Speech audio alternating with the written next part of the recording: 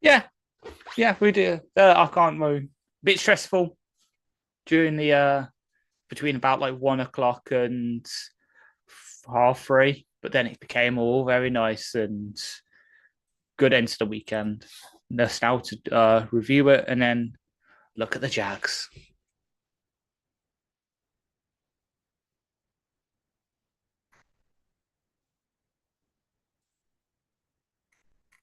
Ooh.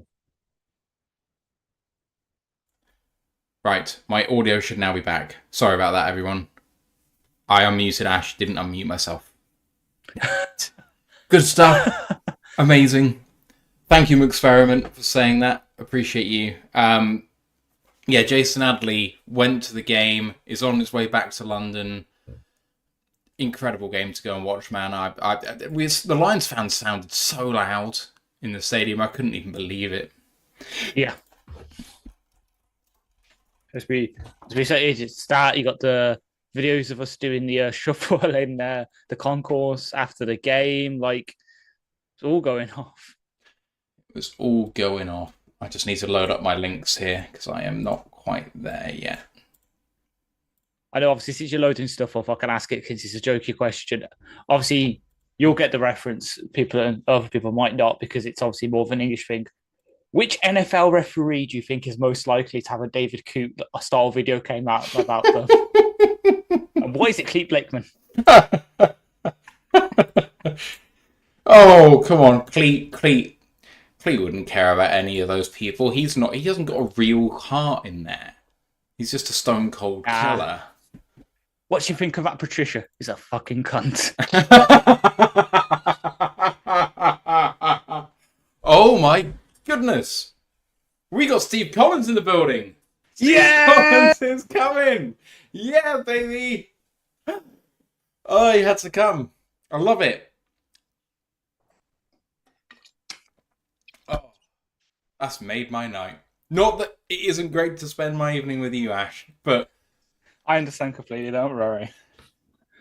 Oh, he appeared for a moment and then he's gone. Where's he gone? There he is! How you doing, man? I'm good. Not too bad. Good. Not too bad. It's been a while since we talked. What a win! What a fucking win! I know. Oh, how's things? Yeah, I'm okay. I'm not too bad. Treatment is kicking my ass. But I'm good. I'm resisting. Hell yeah, man. What a game. We haven't started recording yet, but oh my god. Yeah, like I watched it this morning, and I had like a news blackout, so I didn't know the score. And good job, by the way. It probably wasn't until I don't know, halfway through the fourth quarter that I even thought we were gonna have a chance of winning. Well, I thought we were cooked with 3 minutes to go. I thought we were done. Yeah, I think. Well, I mean, the fifth interception was kind of the nail, wasn't it? Yeah, after 5, you kind of think, well, that might be it. Yeah, I thought, yeah, that the fifth one probably, done the damage. But Carlton Davis, my man, 2 picks. It's the first time we've really seen that version of Carlton Davis here, to be honest. I mean, that's it. Like in the big games, big plays. His PFF grade for the season is his highest of his career. Wow. Well, I mean, I guess that shows. I mean, I guess that's a testament to coaching and to the team, isn't it? Absolutely. I don't even believe that. That's crazy. Carlton Davis is this highly regarded cornerback who actually grades out mediocre for basically his entire career. He comes and has a couple of good games here, and it's his best season ever so far. Also, and some Brown, some Brown in the fourth quarter. Some Brown in the fourth quarter, but I said to Ash yesterday, JMO, he only had 3 catches, but every single one went for a first down. Every single one was a fairly big chunk play. The one he took up here, and he got hit in the back as he took it, and then he kind of like brought it in. I'm still not convinced he's going to be healthy for next week, because I know he continued playing after that. But if you watch him get hit from both sides, his knee hyperextends a long way. Like, it's a horrible hit. Like, it's not dirty or anything, but like, it went, like, if that's your knee and like that's the knee there, and it goes, and I'm like, oh my god. No. I've just been looking through the PFF grades now. It's Pat O'Connor only played 8 snaps. It feels like he was everywhere. Yep. He had a heck of a Making the most of his limited snaps, yeah. Ash, you're looking very healthy. You're looking good, man. Thank you. Yeah, I know it's mixed, so you're waiting for like You the fat backhanded bastards. compliment. I was good. Yeah, I was good. I was like, "What's this? It's mad." Ash, you're almost glowing, mate. Yeah. I'm saying that you're the one that's getting all the compliments on Twitter, not me. I've posted the clip, and you're the one getting all the like, "Oh, we love the Robert Porcher jersey and that." It's cold. Matt's had a haircut. Matt's looking very tidy. I got to have another one. Got a new partner on board for got Thursday canapes that we've got to go to. So got to look business ready. Whatever that means. Very good. Very good. We'll see. Anyway, Big Area says, just popping in to say hello from Houston Airport. We'll have to catch up with this, but what a win. Had a few stories like that. And obviously Ryan was in the stadium, which is pretty cool. Yeah. Absolutely amazing. Right, you on for the show, Steve? Are you just popping in, or? First half. Well, when you start going into play-by-play, I'll drop out because I'm pretty low energy, and I'm normally in bed by 8:30. Fair. Right, I will crack on then, so we get all the good stuff. I'll definitely be on for the first 20 minutes. So awesome. Okay, let's do this. Recording in progress. Welcome to another edition of the Roar of the Lions UK podcast, episode 305, the Jake Bates Appreciation Society. My name is Matthew Turner, alongside Ashley Soden, and Stephen Collins is here for the first half of the show. How you doing, boys? Doing great. What a win. 8-1, baby. And 7 straight. I don't think, like, when we won 5 straight at some point in the 2010s, I forget whether it was 11 or 14. I think it might have been 2011. But we won 5 straight, and I was like, it doesn't get better than this. Apparently it does. Apparently it can. That was some win. That was. We had absolutely no right to win that game. What a win. Incredible win. We're going to be getting into that right now. Just going to do our usual bits and pieces. Please do come and join our Discord channel. Great place to be all week long. And then in the run-up to the draft as well, we have some really good content there as well. It's a really friendly group. Links in the live chats right now. And if you're listening on the audio pod, there's a link in the description of that too. College Football Podcast is coming up on a Roar of the Lions double header on Wednesday. So check out the college show at 2 Eastern on Wednesday, and then probably 5 Eastern for the main podcast for the Jacksonville Jaguars preview. So please do that, and while you're there, please do like this episode and stuff to the podcast while you're at it. Would really appreciate your help making this the best show it can be. Lions Nation Unite, Ant is doing a lot of work with them at the moment, doing little bits and pieces and recordings and guest appearances on shows. It's Herman Moore's project to bring the best in Lions content creators together. Would love to have you help them out. I'm a Twitch-affiliated YouTube monetized into tip jar down below. If you're enjoying what you're listening to, please do come and say hello in that way. Or, I mean, you just being here is absolutely enough. Okay, news. And Sam Laporta was getting an X-ray, apparently, about his shoulder injury. Dan Campbell has confirmed they do not believe that it is, quote, serious. I can't speak today. Probably because I haven't slept. He's got a sprain in his AC joint, which is in the shoulder neck area. He may not even miss next week. He doesn't think, in quotes, that it's going to be a 4-game absence for Sam. So he'll probably be a sort of week-to-week sort of thing. But, you know, Steve, Sam's touchdown kind of kept us in the game earlier on. And, you know, he was targeted quite a lot. He had a deep ball to the corner. Brock Wright's good. He's not Sam Laporta. Brock Wright stepped up before when Laporte has been down, and we've seen Brock Wright, make some key plays. There was actually one point I think Goff missed a throw to St Brown quite late in the fourth quarter, and in front of St Brown, heading down the touchline completely unmarked, was Brock Wright. But yeah, he's a good player, but yeah, if you need to step up, I'm sure he will. Ash, we got to hope that he's not out for too long. I know he's not had a massive game as yet, Sam, but they love to just do bits and pieces with him, and he can split out wide, whereas maybe Brock kind of doesn't fulfill that role. Yeah, Sam's pretty much the only. Well, we've got him and Zylstra, who are the sort of flex tight ends, the H-backs. So yeah, missing him even for 2 weeks will be a big miss because we'll be down to our depth again. Zylstra's good, but he's no Laporta. Wright's a good tight end, like tight end 2, but filling in for long term at tight end 1 is a bit much because he always seems to have like that one game a season where it's always that crossing route from the right hand inline position. He flexes, has a drag route, and then scores a touchdown from it. Still has to happen this season, but we'll miss Laporte a lot because he just draws coverage. That's why he hasn't really done too much so far this season. It's because teams watched the tape from last season, saw how fundamental he is to our scheme, and so they've just been double covering. Like the Chiefs have been suffering with Travis Kelce. He's been getting that kind of attention. So is Amon-Ra. That's why Tim Patrick's had to step up since he's come in.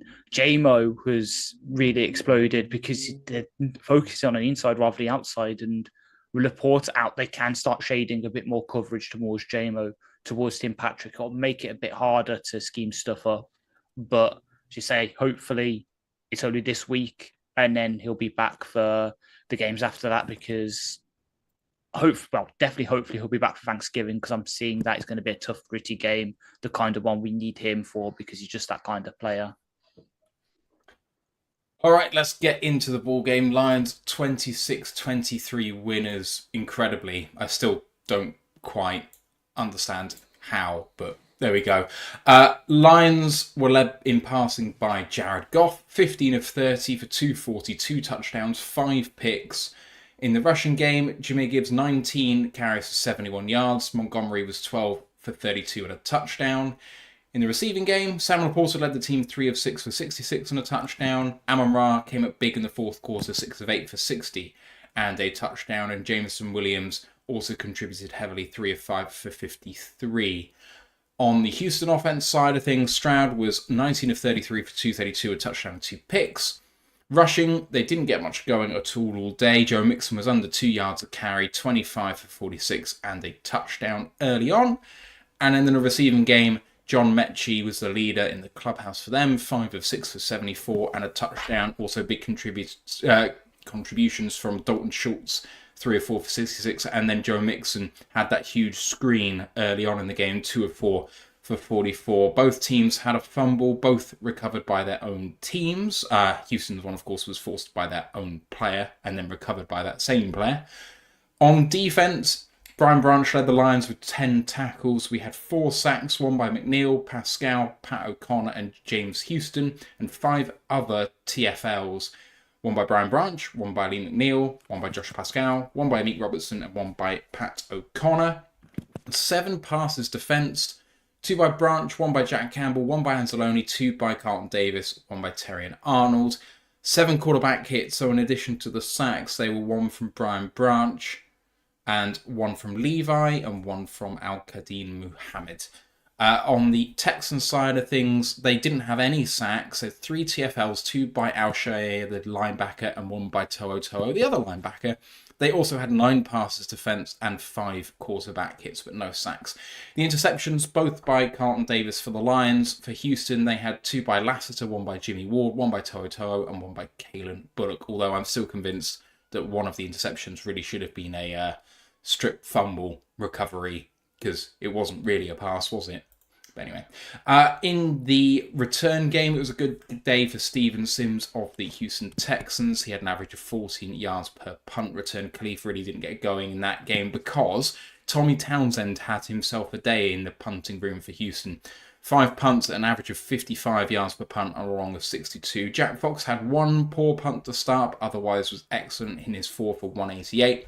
And then the real difference in the game maybe is the kicking game, with Jake Bates money late, 2 of 2 on field goals, 2 of 2 on extra points, whereas Kaimi Fairbairn missed the go-ahead field goal late in the game. He was 3 of 4 in field goals and 2 of 2 in extra points. Steve, overall in this game, the Lions fell down by 16 points in the first half and then shut the Texans out in the second half. What are your overall feelings? I know you watched it this morning.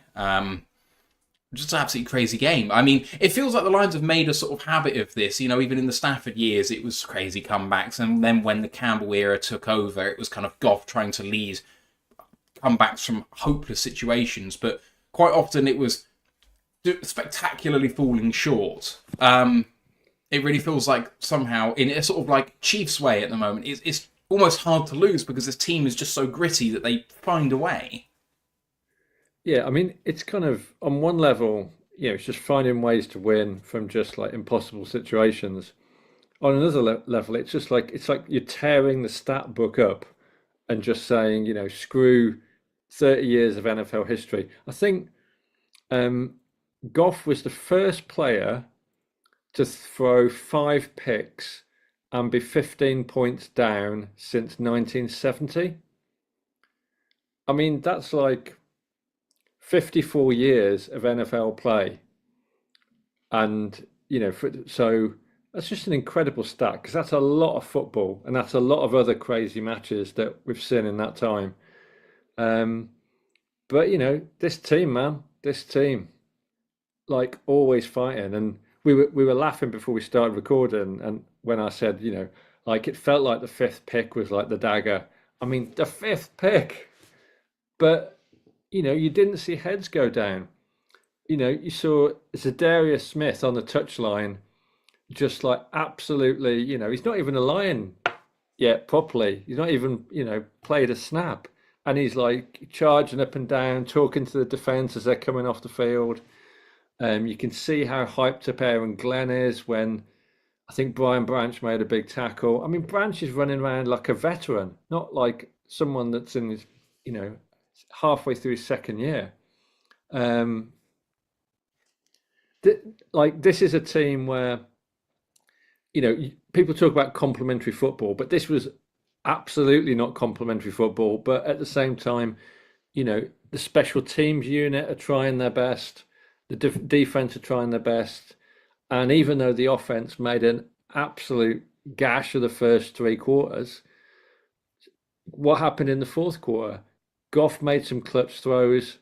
Ben Johnson went back to the run. Sonic and Knuckles absolutely, just turned the tide of that fourth quarter. And St. Brown steps up. St. Brown's been nowhere.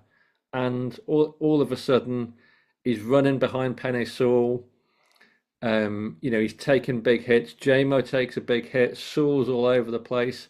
And it just feels like the whole organization, the whole team is just absolutely fighting, for every inch. And, we've seen some crazy wins, but it wasn't until about 5 minutes from the end of the match that I thought we've even got a chance here.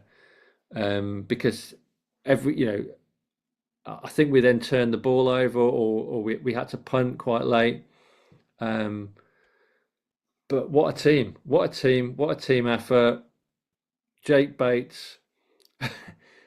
I mean, he actually went on those 2 field goals. He went within a coat of paint to the right and a coat of paint to the left. Wow. What a game. Yeah, I mean, you couldn't have even got closer on the first one that clipped the right upright. It wasn't even there was a lick of paint in it. He actually hit it. And you couldn't hear it because it only just slivered it, but it was absolutely incredible. Ash, having watched it back now for a second time, I mean, I think it says in a lot of sports, especially when it's a gritty affair, when you're trying to break the deadlock, someone will give the old adage of, it's just going to take a special player to make a special play to make a difference here. Well, this wasn't a gritty game that was like 10-all that needed a special moment, but the Lions needed a lot of special moments from a lot of different people, and it kind of just all came from everywhere. I mean, talking about the fourth quarter grittiness, but obviously the Carlton Davis INTs, there were some really big PBUs on third down. We struggled on third down in the first quarter, then suddenly we're making really big plays in those spots. And, Stroud missed a couple of really big moments as well where he could have really done better. Watching it back as well, I didn't really realise how much Stroud was running for his life. And I don't know whether that's going to be a missed point on this, because he missed, obviously, the touchdown, which was actually an interception. But a lot's been made about the lack of pass rush from the Lions in recent weeks, and I know that offensive line is a bit crap, but I don't know what the pressure rate was. It felt like Stroud was dancing around out there every single play. Yeah, you're like same with the pass rush. It's because I think the reason we're seen as, oh yeah, it's dipped, is because we don't have that closer. Like Hutch got the pressures and was able to finish them, turn them into sacks. And for the most part, with this week, obviously we had the Aleem sack, which was pretty instant, but the rest, it kind of took a couple of seconds. Like the Houston one, he's at Sam, he drops into coverage and then sees his key actually turn to QB spot, and then comes down when Stroud moves out the pocket and gets the sack. It took 4 seconds. What a tackle that was! What a tackle because Stroud was turning, and I thought he's going to miss this, but Houston absolutely nailed him. Yeah, Houston, like I said it even on the stream, Houston this week looked a bit more like the Houston of old. I know he's technically still a third-year player, so can we really say that? But that Houston we had at the back half of his first season, where he was just dipping below offensive tackles, using his speed, kind of saw a bit more of that this week, which really helped, to the point where you're pretty much spot on. 42.1% of Stroud's dropbacks, he was pressured. So 16 of his 38. And on them, he attempted 11 passes, 4 completions for 53 yards, a touchdown, and no interceptions, because they both came when he's clean. But yeah, we got the pressure on him. It just wasn't about to close it out much.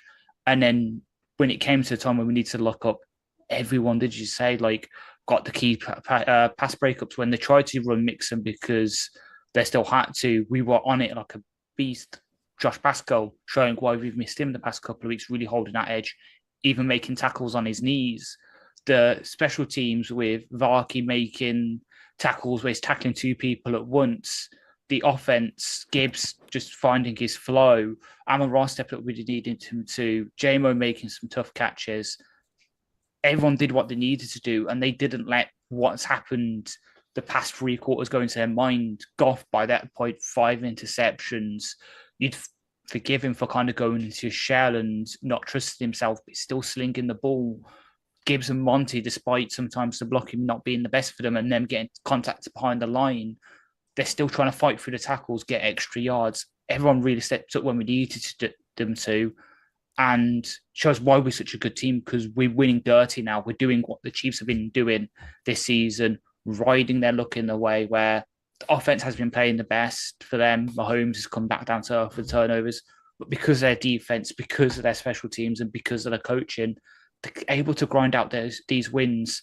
That, and obviously a bit of luck on some field goal blocks with Mike Dana. Still hate you. But that's why we're up there now. We've gone from being the team on the other end of this, where we get 5 interceptions somehow, and still we can't put other teams into the box, to being on the other side now, where we can overcome such bad odds as 5 interceptions, Monty fumbling it and having to recover it himself, us stalling out at key times on the 2-minute drive to end the first half, stalling out there and considering another touchdown. We still rise above it and make the plays we need to win the game. In that last drive, Monty took the ball for a run, and he got hit at the line of scrimmage, I think twice, and he made, like, on his 2nd or 3rd effort, 4 yards, and it's that kind of spirit, because he could have just taken that first point of contact and just collapsed on the floor, but he absolutely just battled and flung himself and got 4 yards out of it, and made the difference between 2 and 6 rather than 2nd and 10, and cumulatively all those little bits added up. You saw Gibbs take a handoff and rip a run of 15 yards, and he's pissed because he stepped out of bounds, and he could have gone to the house. And it's just that spirit, that fighting spirit, all the way. And all of a sudden, like, Sewell just, like, kind of, I wouldn't say he had a quiet game, because I mean he's still a big guy, but in that last sort of 7 or 8 minutes, he's just a mauler, just absolutely moving heaven and earth on the field. Yeah, he like pressed the super soul button and he came alive. It was absolutely incredible. I mean, so he was the one who had the really big block to spring Gibbs open on the run off right tackle for Gibbs on the second one. The first one was also him getting out in front too. So you had two 20-yard runs, or 15 and 20-yard run by Gibbs in that final drive. It was huge. Final drive, maybe the final touchdown drive, but whatever. He really unlocked everything that we did. Good. So, yeah, that was quite something. All right, I think we're going to get into play-by-play bits and pieces, but I don't know, Steve, you said you didn't want to do that bit particularly, but maybe do you have any game balls that you want to give out? Well, I think for me, Carlton Davis, absolutely, two picks where, and it's funny because I'm not sure which broadcast you were watching, but on the version which I think was the NBC feed, and they're still interviewing Dan Campbell at half time. Yeah. So and this is a funny thing because every other coach, like you look at like Sean McVay or Daboll, and they're obviously told you can ask one question, and Sean McVay will just do like 10 seconds of coach speak at the start of the half, and then he's gone. Dan Campbell, he had things to say.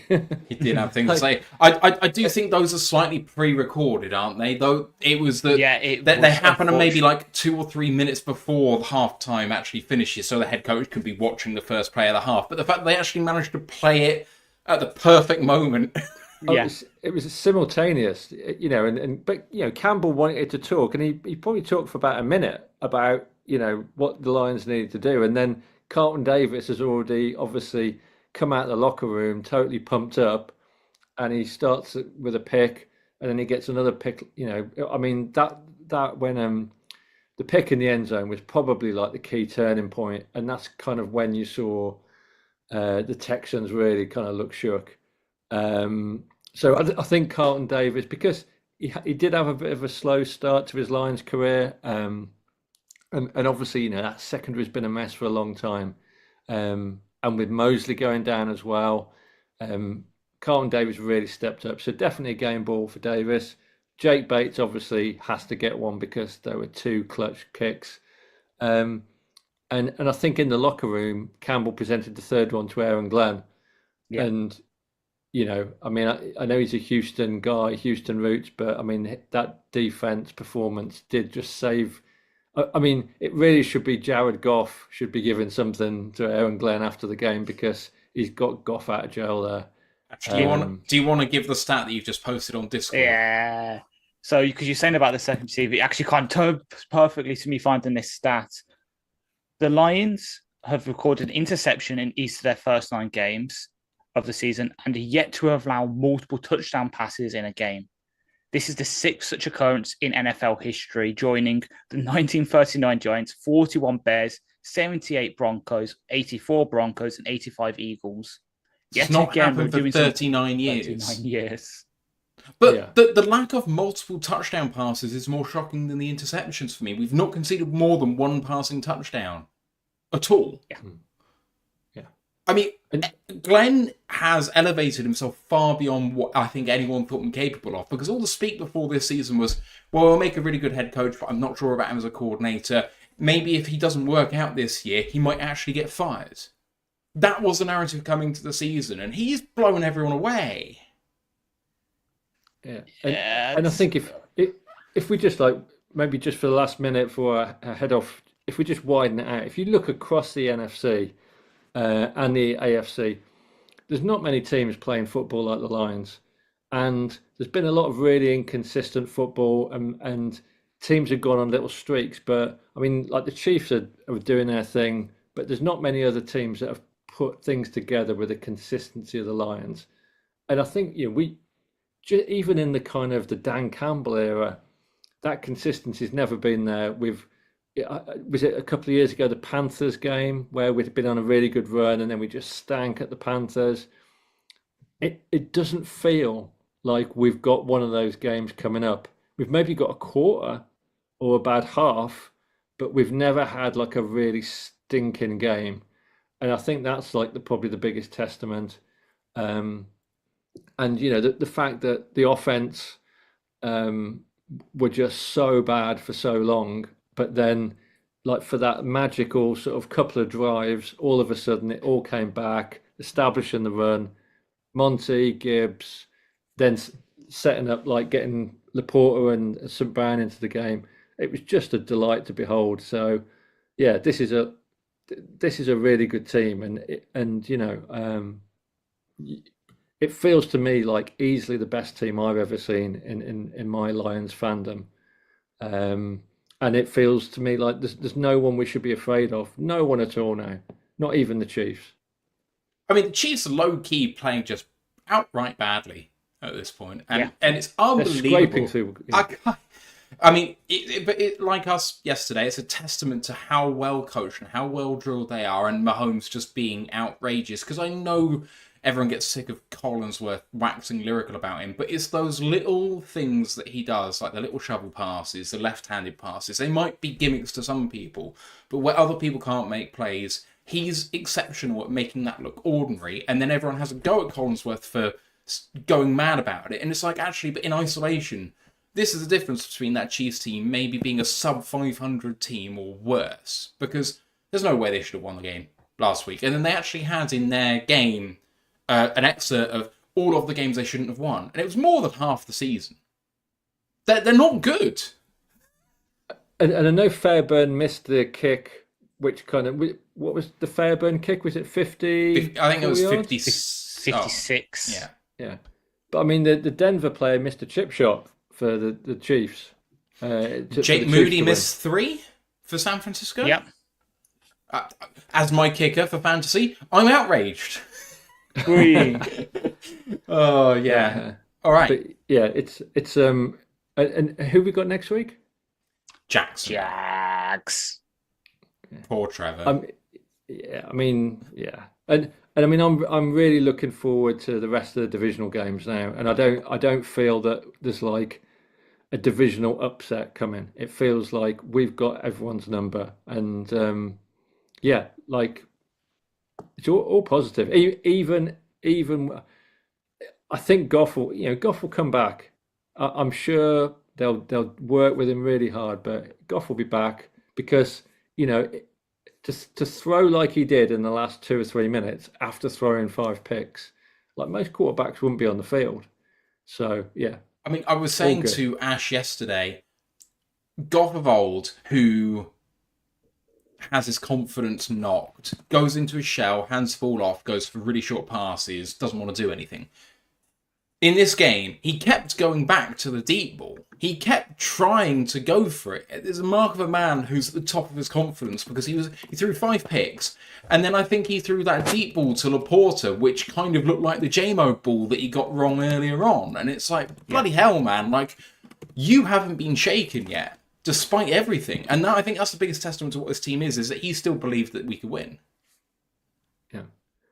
Right, I'm going to head, guys. Before I go, I just want to thank my man Grandizer, Carlton Wood, Brian Shock, Mike the Marine, someone in Cleveland, Ohio, who's donated $100, which is amazing, and everyone who's donated to my Just Giving fundraiser for Maggie's cancer in Edinburgh. We are, I think, £90 short of $6,000. So if anyone's listening and has got £90 or even change in their pocket, please, I'll put the link in the chat. But I'm doing okay, and it's great to be on, but it's time for me to go to bed. Good to see you, man. Thank you so much for coming on, and we'll speak soon off air. Cool. Yeah. Love you guys. See you later. See you later. But just to convert that to American, by the way, £6,000 is about $8,000. And that's pretty good. That's amazing, really. Just to go back to one thing that I was saying, and you looked like you were either going to flat out reject my point, or you thought it wasn't quite on the nose, or something like that. I was talking about Aaron Glenn, and you gave out some inhuman noises. What's going on? I totally wasn't one of those people saying anything like that.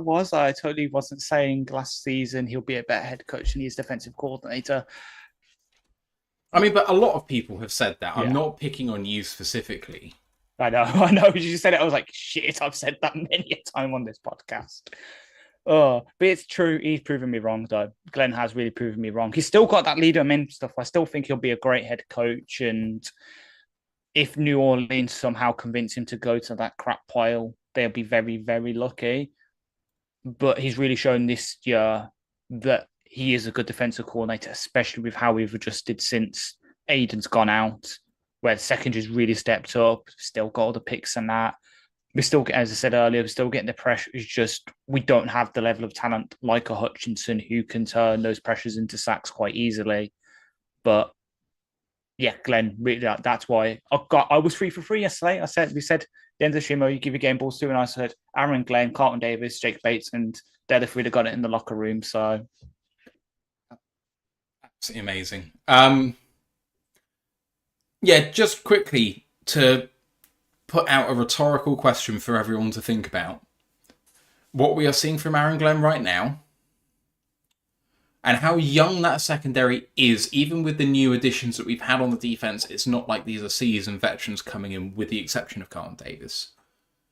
It makes you think about how bad our team may have been without him. Like, was Glenn low-key good all of this time? And our defense, which was like the worst in the league, and then like bottom 10, but not the worst, and now suddenly we're here. What might it have looked like if we'd had, I don't know, a certain former Lions, former Green Bay defensive coordinator at the helm? I'm just saying, you only know more about these people when they're either in a different situation with different personnel, or if you give these people time. And the more this has gone on, the more I think that he's actually been really good at his job. And he's been getting the best out of the players who at the time just weren't good. And we were banging on at him for poor performance when really, maybe he was just good and the personnel were just bad. Well, proof of that, and I hate to bring up the game because of what happened at the end of it, but that game against Baltimore, the first year of the regime. Yes. Yeah. Defense was fucking great in that. We make the mistake with the double timeout thing, which it did pop into my head yesterday when you said it. Oh yeah, like we can't. This has got to be it. They can't ice us. You can't call a timeout after one because I've really flashbacks to that game. But yeah, we kept in that game. It was a bit of a mess up from that, and they get in field goal range to do what they did. But yeah, Glenn, looking back as a whole, has done a lot with not a lot. Like, I know obviously we love Romeo Carr on this podcast, but he made him damn good that first season, and obviously the injury happened and it goes downhill from there. He made other players who perhaps weren't fits look relatively decent. Like, dare I say, I know I joked about it yesterday on the way to the gym, but Will Harris actually kind of looked like a competent slot corner under Aaron Glenn. And then you see what he did yesterday for the Saints. Like, yeah, in the heat of the moment, you can make reactions, but looking at the whole year, Glenn has done a pretty damn good job. And if he does, as I said earlier, if he does go somewhere else, he goes with our hearty, well done, and hope you have the best until you face the choice, and then we hope you stink up the bed. There's something about the way that this team works and the way that Ben has carried himself, which makes me think that Aaron may also not be quick to jump because of the optics of it as much as anything. Yeah. That keeping the band together might be good for the whole. I don't know. Depends on the situation. He's been very happy to take interviews, as has Ben. So we'll see on that. Welcome to everyone in the chat. I know I haven't addressed you all individually, but thank you for the well wishes to Steve. And hello to everybody. Many thanks to Dan Pask for the subscription at tier 1 on Twitch. 32 months. Dan says, Happy Victory Monday. Thank you for the celly. Oh, man. Right, let's go to the inactives, shall we? And the big news, Ash, for the Lions was that Zadarius Smith, in the end, was held out of this game. The other inactives with Taylor Decker and Malcolm Rodriguez, both ruled out earlier in the week. And then Mahogany, Salisdale, Manu and Strickland. I guess the only other thing to mention is with Salisdale and Manu both held out, you were going with Dan Skipper and Jamarco Jones, which didn't look amazing at tackle. But hey. Yeah. So yeah, Smith missing and tackle shy, shall we say. Exactly, yeah. Like, Z was a kind of a miss. Obviously, it might have been very useful to have him out there. As I said earlier, converted those pressures into sacks. But as Steve alluded to earlier as well, he was on the sideline talking to everyone, making himself known, which kind of shows that he's really going to be a fit here, because even when he's not active, he's doing what Dan's preached all regime. Hell, Dan even has the practice squad guys who aren't active on the sideline there. He's right into the culture. Like, I think it came out on the DLP, the reason that perhaps he wasn't active this week and the reason he wasn't with us till Friday was because he wasn't even in the country at the time that the trade went through. Like, so he was on holiday. So that's probably why. But yeah, the kind of big miss, and kind of probably knew it coming into the game, was Decker. Like, as much as Skip has looked okay this season, that's in the 6th offensive line role, and yet it just wasn't working at tackle. Won't be surprised if Decker is out this week. We elevate Jamarco Jones again, and we put him there because Jones looked better against a relatively strong Chiefs defense in preseason than Skip did against Denico Autry, Barnett. I know Hunter played quite a few snaps over that side as well to kind of prey upon that. It wasn't pretty. Like, I think going into the half, 2 of the 5 pressures we had and Goff had were down that side, and then one of the other ones was split between Skip and Glasgow watching it back. So when 3/5 of the pressure that Goff's going under is coming from your area, it is a bit of an issue. But everyone else kind of make do with that. Like, obviously, Mahogany, Salisdale, Manu, Strickland, they're health scratches all the time. They're by the by now. But did we really miss Malcolm? No, everyone played pretty well. Obviously, as we'll come on to, a certain person's namesake played pretty well on special teams. Ben Neiman was pretty damn good. Nowaski, okay, might not have had the best PFF grade, but he was in and around stuff. And then obviously Campbell and Anzalone were just lights out again at linebacker. Like, again, PFF grades might not reflect it, but they were making some key plays. I know Campbell had a really good pass breakup in man coverage, which is what his big weakness is. Even he's growing into it. So for us, the inactives, Decker, Z misses, everyone else, we did okay without.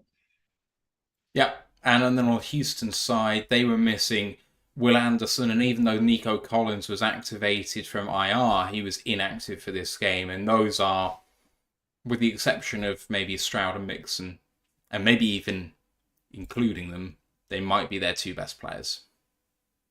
Yeah, like, and the Anderson's up there for sure.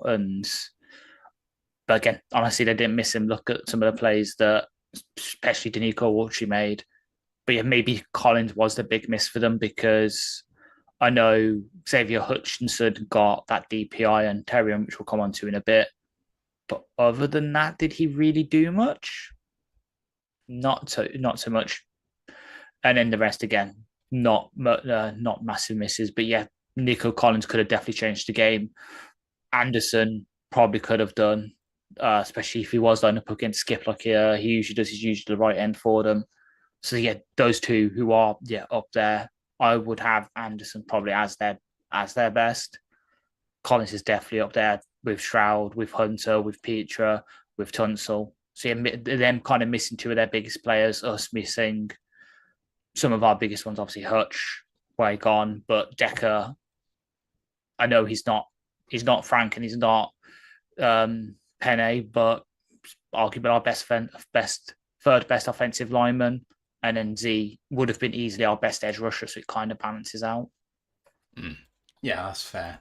Many thanks for the $20 super chat by MileMarker301. He says, Lions emoji, 8-1, laughing face emoji. Many thanks, MileMarker, for the support of the channel. Appreciate you very, very much. All right. Let's get into this in the play-by-play. Detroit win the toss and elect to receive. And in their first possession, well, it wasn't the best start we've ever had. Play action throw on the very first play comes out really weird. It's just a short little 6-yard pass to Amon St. Brown, but it hits the ground about 3 yards in, comes out of his hand funny. And that's a feature of actually the entire game, apart from maybe the final 2 drives in the fourth quarter. Goff had trouble throwing the ball. It was just coming out weird, or he genuinely just had the yips all the way through. 3rd and 5 pass was a shovel pass to Amon St. Brown out of the slot. He came underneath in a sort of jet-like motion, and that got the first down. And then there was a play-action sidearm throw to JMO way behind the sticks for no gain, but ineligible downfield. Actually set us back on 2nd and 11.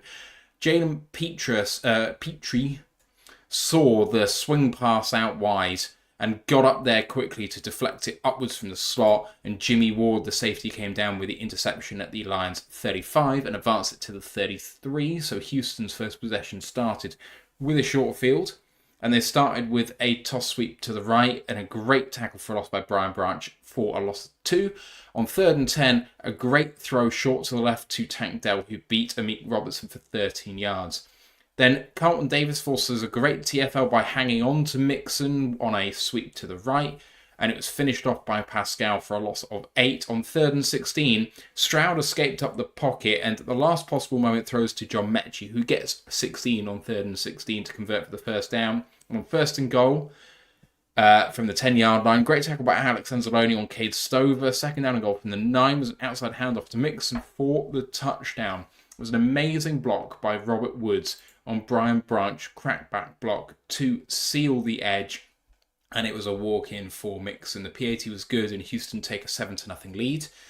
And Lions' second possession didn't start any better than the first. Well, it would have done potentially if Derek Stingley had actually hung on to the interception which he had in his hands. 2nd down and 10, and a play-action pass deep to JMO into double coverage, although he threw over the first person. It was JMO then deep, and if Goff had just got a little bit more on it, maybe that's even going for 6, but where it was, JMO needed to slow down and try and box out his man. As it was, he tried to catch it in stride and allowed Stingley to jump over the route. He had the ball in his hands, but it went through him. Who knows what might have been had they had that one. But yeah, there we go. The drive actually ended up with a delay of game for the Lions on 3rd and 10, so 3rd and 15. Goff hit as he throws, gets 9 to Samuel Porter, which led to 4th and 6. And the punt from Jack Fox was actually really poor. Only got 40 yards on it to the Houston 26, and it was a line drive punt. So Sims returned it at pace for 17 yards all the way to the Houston 43. So again, another short field for Houston on their second possession. And 2nd down and 2, in that second possession, Stroud with a lovely naked bootleg to the left and a pass to Tank Dell for 8 yards in the first down. On 2nd down and 9, a running back screen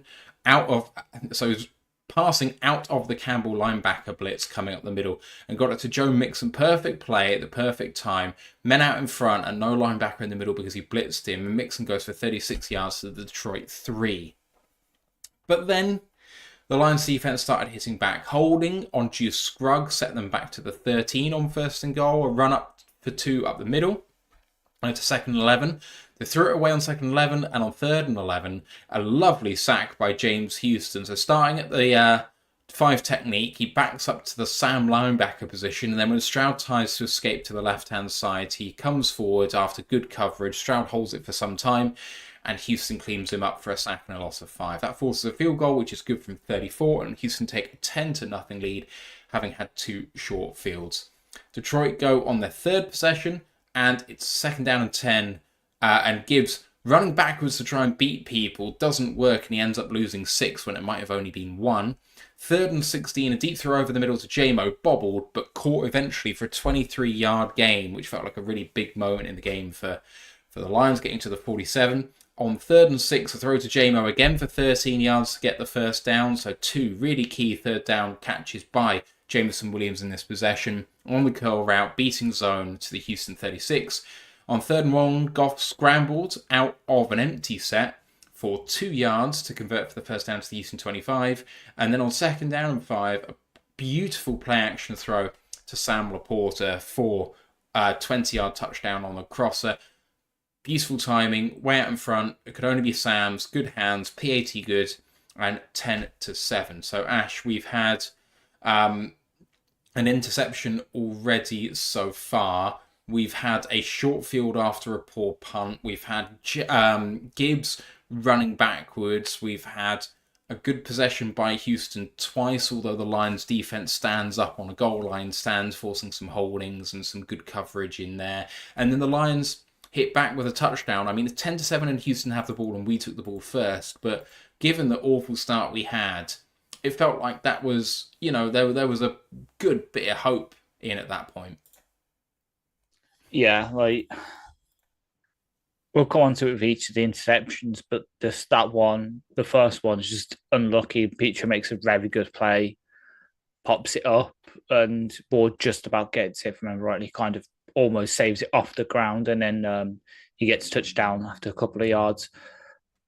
But yeah, and come on to it, it's one of the game themes. Just Goff, was throwing it. The trajectory was just a bit off. It was a bit low. He was coming out his hand. We'd say, I think again, DLP and their post-game show saying, "Can someone ask Goff about it?" Because it seemed like he had a finger injury or something. The ball wasn't settling in his hands. The whole mechanics were off. So that just kills the first drive, obviously. In the second one, for the first one for our defense, you're pretty much in the soft red zone as it is anyway. Just a couple of great plays from him on the long third down to 3rd and 10, convert just about with a throw to down. The next one, long third down. Stroud escapes some pressure, manages just to make the perfect play to get it. And then, as you say, Robert Wood's great block on Branch to bring him there to stop him tackling Mixon on the touchdown. Robert Woods is their version of what we're doing with Allen Robinson. Kind of is a tell that if he's on the field, he's going to be blocking because, unfortunately, the receiving chops just aren't there anymore. And then on ours, just the underthrow.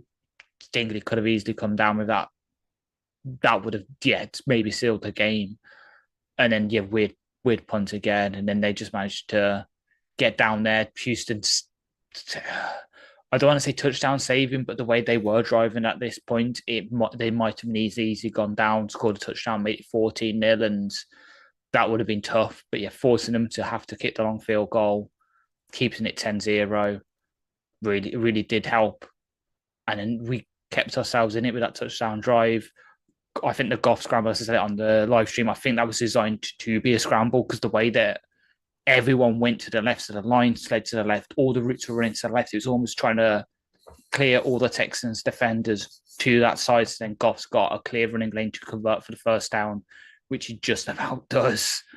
And then, the throw to Laporta, that's the good thing that we've seen from, as you alluded to earlier, from Goff now, where after that first interception, we saw it last year in that weird stretch around this time last year where he was fumbling the ball, throwing interceptions left, right, and centre. He kind of did go into himself, but this one kept going into it, throws a perfect ball to Laporta on that sort of post route to get the touchdown, and we're still in it, which is great. But overall, it was a weird start to the game with the sort of bad throws and that. But at this point, it was still looked like it was going to be a game. We were still in it. Yeah, it did look like we could definitely still get in it at this point. 10-7 down. It only takes a really good defensive possession before, we really get back into this. So, I had some really big hope here. But let's get into the rest of the play before the half. So Houston take over 10-7 down.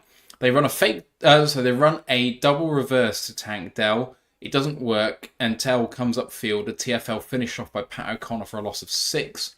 2nd and 16, a throw deep left to Xavier Hutchinson. Defensive pass interference called on Terrion Arnold.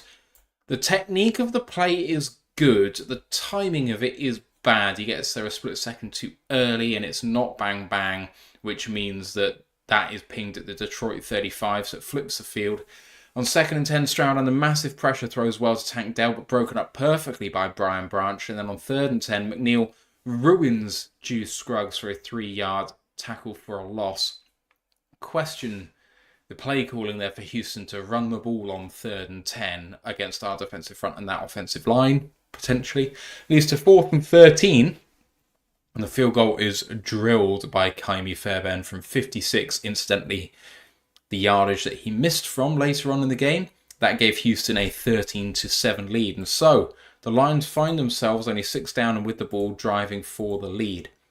And fourth possession, 2nd down and 10, hands to the face by Daniil Hunter on down skip against the first down, but on 1st down and 10, interception. So play action throw attempted, and Danico Autry has a go at Goff's arm the first time, skims it. So Goff's definitely aware that he's there. Goff still loads up for a throw, and I mean, Goff's not the quickest twitch passer there ever has been. It takes him a little while to load up, and in his backswing, for want of a better word, Autry hits the arm as it's coming forward. There's no question in my mind that there's no control with the arm coming forward, and therefore I believe it should be a sack fumble that's recovered by the defense. It's been credited as an interception, whether you like it that the Lions don't have a sack allowed, or whether it looked better if it was only 4 interceptions instead of 5, I don't know. But semantics, the ball is with Houston. So it's forced by Autry, caught by To'o at the Detroit 36. So the fourth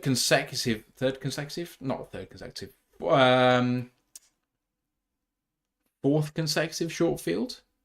No, 3 out of 4. Sorry, because we had the DPI, which flipped the field on the 3rd possession. So the start of the 36 of Detroit. Play action throw to Mixon. Incredible tackle by Brian Branch for a 1-yard gain at full extension. Then a quick throw to Xavier Hutchinson for 10 to move the chains on 1st down and 10 from the 11 of Detroit. Great flowing to the ball to tackle on Mixon for no gain. Stroud under pressure then throws it away, and on 3rd down and 10, Stroud probably has a touchdown if he puts it on a dime. Robert Woods is at the back of the end zone. He might have to toe tap, but there should be a chance there, and he's just not on target. That leads to a 29-yard field goal, which is good, and Houston are now 16-7 up. They've scored on all 4 drives, but they've gone touchdown, field goal, field goal, field goal.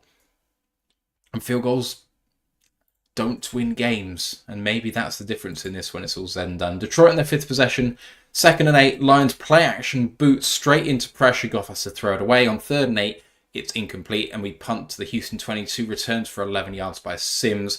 Vaki with the most amazing 2-man special teams tackle you will ever see, including the man with the ball to stop that dead heroic play from the rookie.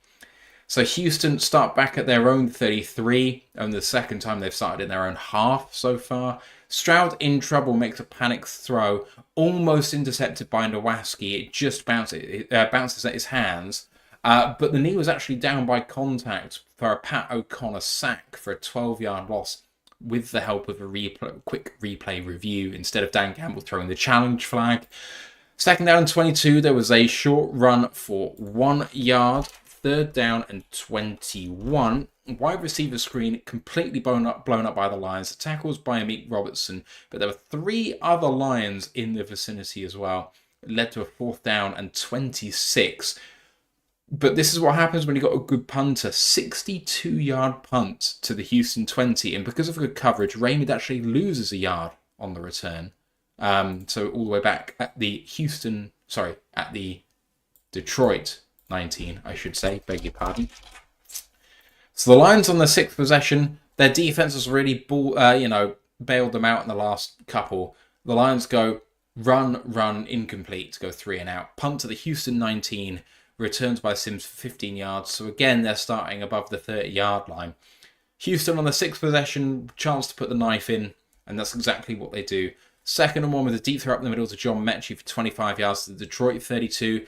Really impressive body slam tackle by Terry and Arnold. It's not unnecessarily rough. He just finishes him, which is great. 1st down and 10. Deep throw to the right-hand side for Dalton Schultz for 17 yards to Detroit 15. Perfect throw versus Jack Campbell, Schultz versus Campbell is not particularly fair, but there we go. 3rd and 10. Short pass over the middle to John Mechie for the 15-yard touchdown. Mechie's just kind of doing a little slant route, and Arnold breaks at the right time, gets his arm in at the catch point in between his arms extended in the ball, but doesn't quite manage to dislodge the ball. Good play technique, just doesn't quite get the right result. PAT is good. Houston lead 23-7. And with 12 seconds left in the half, instead of kneeling it out, the Lions decide to go for this with all 3 timeouts. Pass over the middle for 15 yards to Amon-Ra St. Brown, loses 6 seconds, and you've got 6 left. From here, it would be a 73-yard attempt, so maybe you need to get a little bit more for Jake Bates. We know he may be able to get the field goal record at some point this season because he really does have that leg, and he proved it later on in the game. But we go for another pass, and that goes incomplete. So with 2 seconds left, it's a forced Hail Mary situation. Goff loads it up, but he only manages to get it to the Houston 2-yard line, and it's actually picked off by Kamari Lassiter for his 3rd interception of the half. Yes, 3rd interception of the half. And it ends there. So, Ash, 23-7. We were talking about, the Lions have just scored and it's 10-7. You've got a chance here. And you hold Houston to 3 and you've got a chance to take the lead. And from there out, you concede another 10 points with, a bad interception, sack, fumble, whatever you want to call it.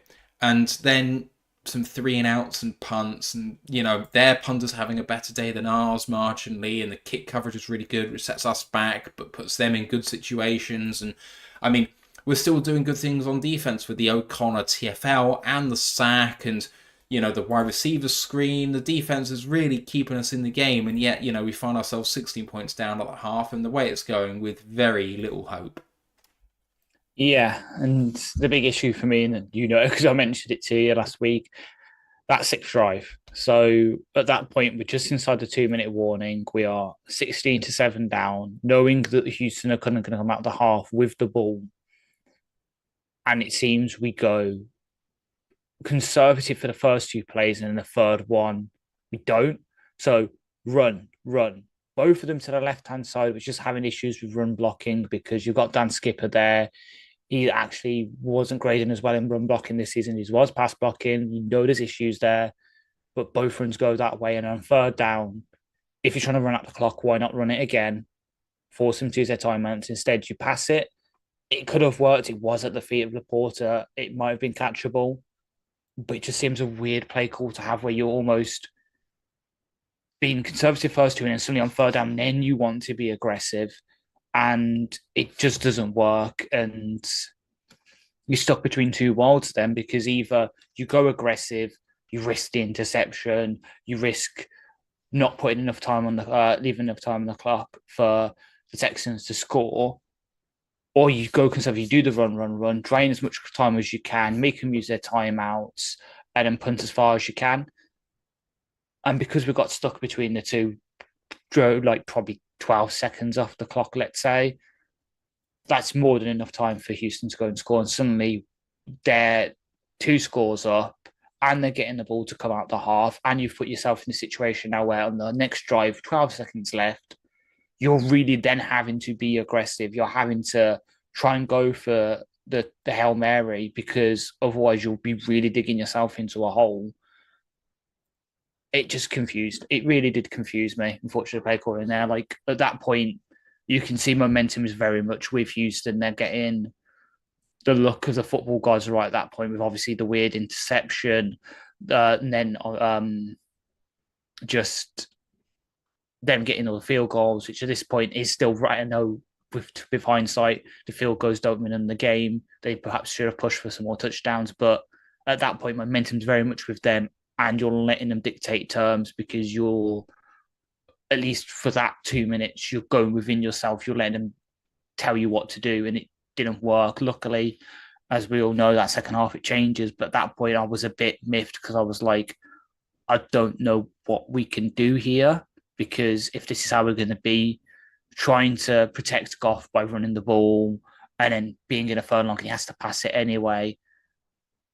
It just made no sense to me. We put ourselves in that situation in a way, but luckily there was signs that the comeback was on the horizon. So that 5th drive where we forced them to punt, getting the pressure on him, which is almost that interception from Nowacki, but the knees down, the short run, like that drive, that's the little prelude to what's going to come to happen. So there was the flashes there, but offensively, I just didn't know what to do. I know some people, for example, and at that point, me and him were having a discussion on Twitter about whether we should move Sewell to left tackle and put Skip at right tackle. Obviously, team not doing that because both having issues anyway. So why are you going to flip them over, especially when Sewell's been worse at left tackle than he's at right tackle?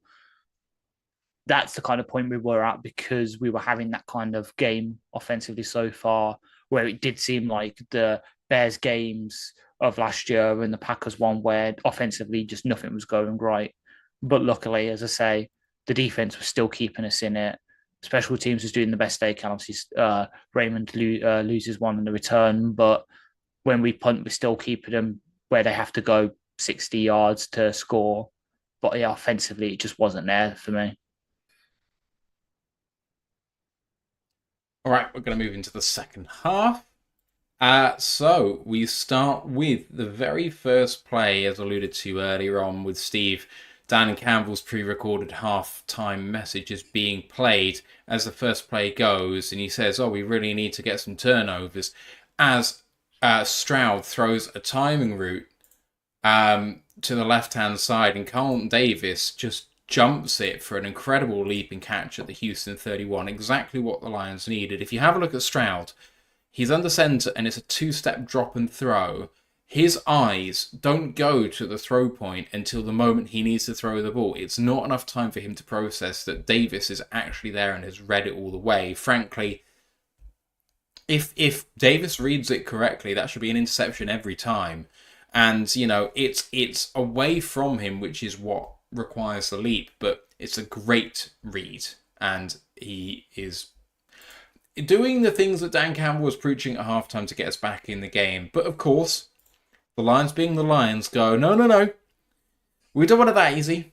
So Monty starts with a run off right tackle for 12, the sort of pounding run that we'd been missing all game so far. But on the ensuing 2nd and 11, Goff throws it towards Sam Laporta, absolutely guns it. And he's just thrown it a half a yard in front of Sam Laporta beyond where he can catch it. Kamari Laster's just there to snag it, which is a real shame. Laster actually catches it at the 3 in midair and goes down with his knee at the 1 yard line. I think it is fortunate for Houston that isn't actually called safety. And I said it live. He catches it very much in play. And yes, his momentum has taken him back. If the knee doesn't go down, but he's established himself with the ball in the field of play and then takes himself back and then kneels it down in the end zone, it's a safety. So it's really, really close. Houston, though, recover and they get it at the 1 yard line. So they're backed up very much so. And the Lions do put a huge amount of pressure on Houston, as they have to at this point. 2nd down and 9 at the 2. Stroud under massive pressure, almost sack, throws incomplete to Woods. And on 3rd and 9, under pressure again, steps up in the pocket and throws to Dalton Schultz. And that one is almost picked off, but not quite. An amazing punt from the back of the end zone with restricted time to kick, all the way to the Detroit 42.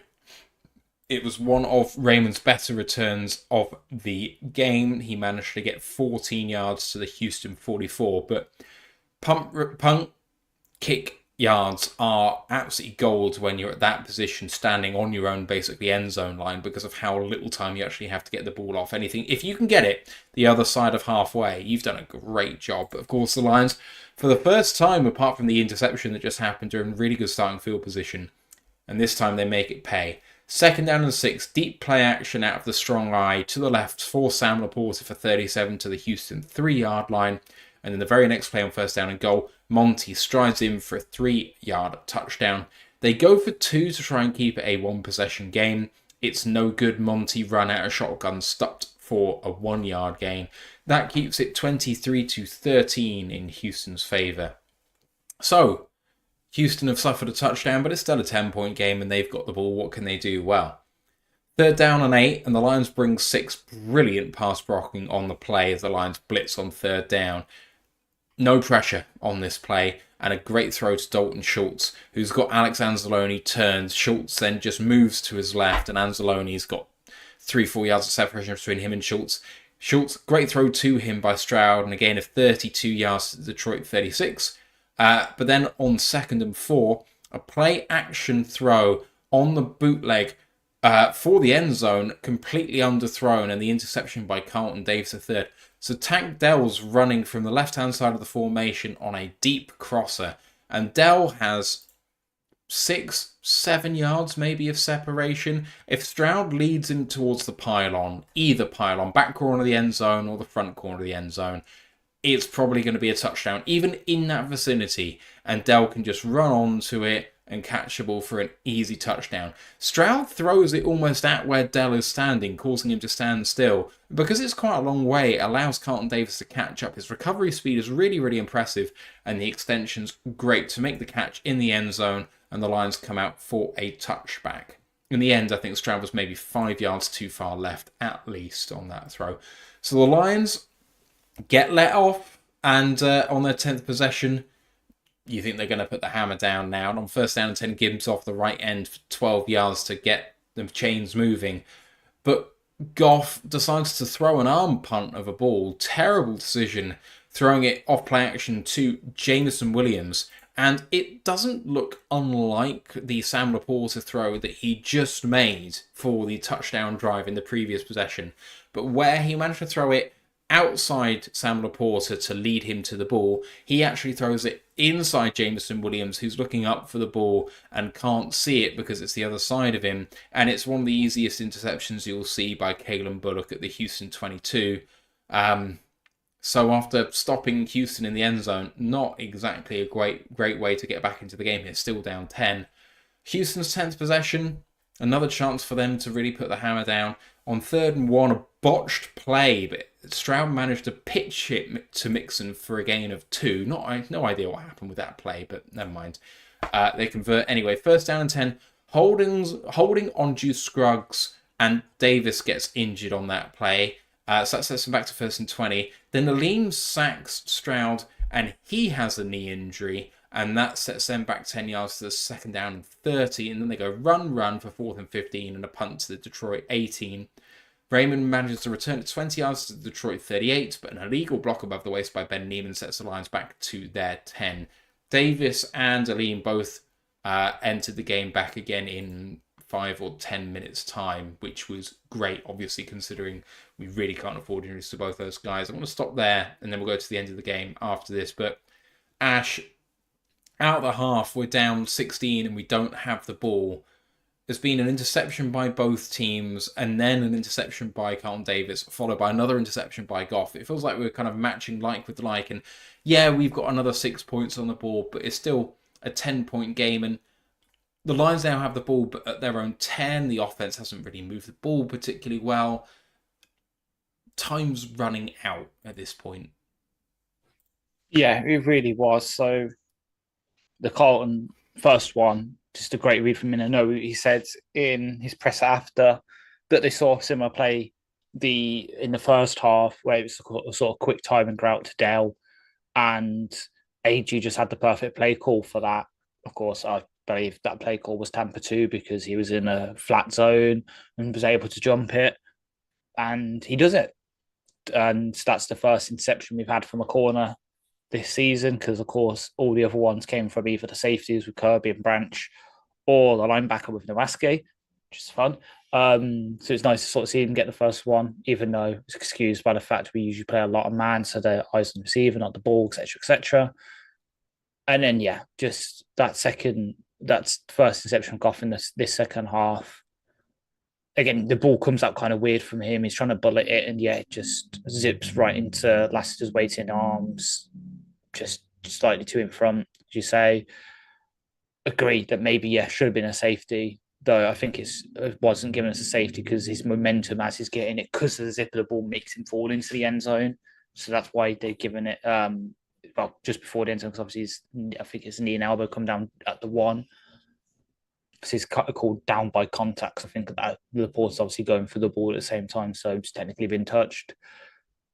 But then, we managed to have a great sort of reverse goal line standing where they're on their goal line, and we managed them to not to stop them getting out of there and getting themselves some free yardage, and we make them pay with that great touchdown. Well, the touchdown runs are good, but the pass before it to the Porter tricking the Texans by having the same formation, running the same kind of routes, except for instead of Laporta going on the corner route, he goes on the post, just carries it on. Goff hits him perfectly, and then Monty runs it in, though, for the touchdown, though, for the 2 point.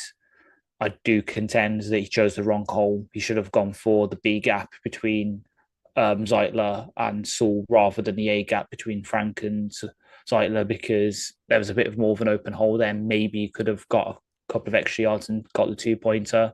Though obviously, we discussed it at the time. Should they have gone for 2 points there? Because it's still a 2-score game at this point with a 10-point. Take the field. Actually, no. Either way, you're still a 2-point game, so you might as well kick the field goal, give yourself that extra point because it makes things a bit easier for you.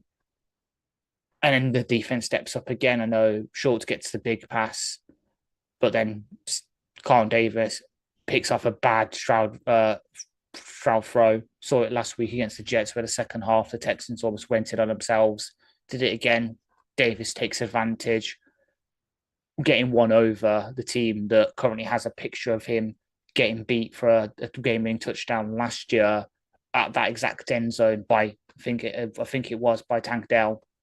Him getting that sort of revenge of, you've literally got a picture of me of, oh well, now I'm gonna have a picture of me in this exact same place stopping you guys. Great for him. I'm really happy to see for Davis. And then the second interception in the half with the JMO throw. Suppose if you listen to Dan and to think Goff, it was more on JMO than it was Goff. So Goff was throwing it to where he believed JMO was supposed to be. He was supposed to be running it more straight as like a true go pattern, while JMO, perhaps because of the way that he was pressed at the line or something, takes it about a bit more towards the sideline, and it's just a miscommunication. Goff throws it with timing where he's supposed to be, not where he is, and Bullock just is able to get to it. Great play from him. But again, we do what we need to do. We stop them scoring. Neiman makes a bad play on the return, puts us in a bad position, and then obviously we're not able to get the great swing past Gibbs on that third down. That was a damn good play call. Haven't got there yet, but yes. Oh, shit. Don't worry, that's where we're at. Very the lead. That's where we're at. Let's do this and get to the end of the game. So Detroit's 11th possession, so we got the ball at our own 10, down 10. And 3rd and 9, as mentioned, a lovely swing pass to Jahmyr Gibbs, and Saul out in front, blocking for him. Gets two guys, I think, Saul, and Gibbs is dancing, trying to break free. He manages to get 33 yards to the Detroit 44. Could maybe have broken it for more if things had kind of fallen our way a little bit, but actually good coverage in the end to stop him at that point and not further down. 3rd and 7, and Monty fumbles it, but recovered by him at the Detroit 49. Can't convert, not going to go for it there. Punt to the Houston 9, fair court. Maybe slightly surprised we didn't go for it down 10, but turned out to be a good decision. Houston's 11th drive, 1st down and 10. Brilliant pass breakup by Jack Campbell versus Cade Stover on the far sideline. Really good timing on that play. 3rd and 9, another great pass breakup by Brian Branch versus Xavier Hutchinson. All the worlds, that play looks to me to be similar to the play that he got ejected on last week, where, it's being thrown, the man's going up for it. Branch just happens to be about 2 yards closer to the ball, and so when he makes a play, he's actually making a play on the ball rather than a play on the man, but he's still hitting with ferocity and gets it right this time, which is really good. They're forced to punt, and it's fair court of the Lions' 36-yard line. So down 10, still with a chance to get yourself back in this game, but time is running down. 3rd down and 1, and a run by Monty up the middle, 4-1 out of shotgun. Favourable spot? Question mark? Not entirely convinced the Lions actually made the line to gain. The referees did give the Lions a 1st down. 2nd down and 6 at midfield. Play action throw. Amazing catch by Jameson Williams. He gets hit from behind and then from in front. His knee hyperextends. Still heard nothing about it. He seemed to be fine, which is unbelievable to me. I will not stop talking about this. Like, the man's an absolute machine. Gain of 17 yards to the Houston 33. Clutch play again by JMO. Missed helmet-to-helmet hit on Jared Goff by Derek Barnett on that play as well, so he should have got even more yards. 1st down and 10, play action running back screen to David Montgomery for 24 yards to the Houston 9. Really thought he was going to break that for a touchdown, but not quite.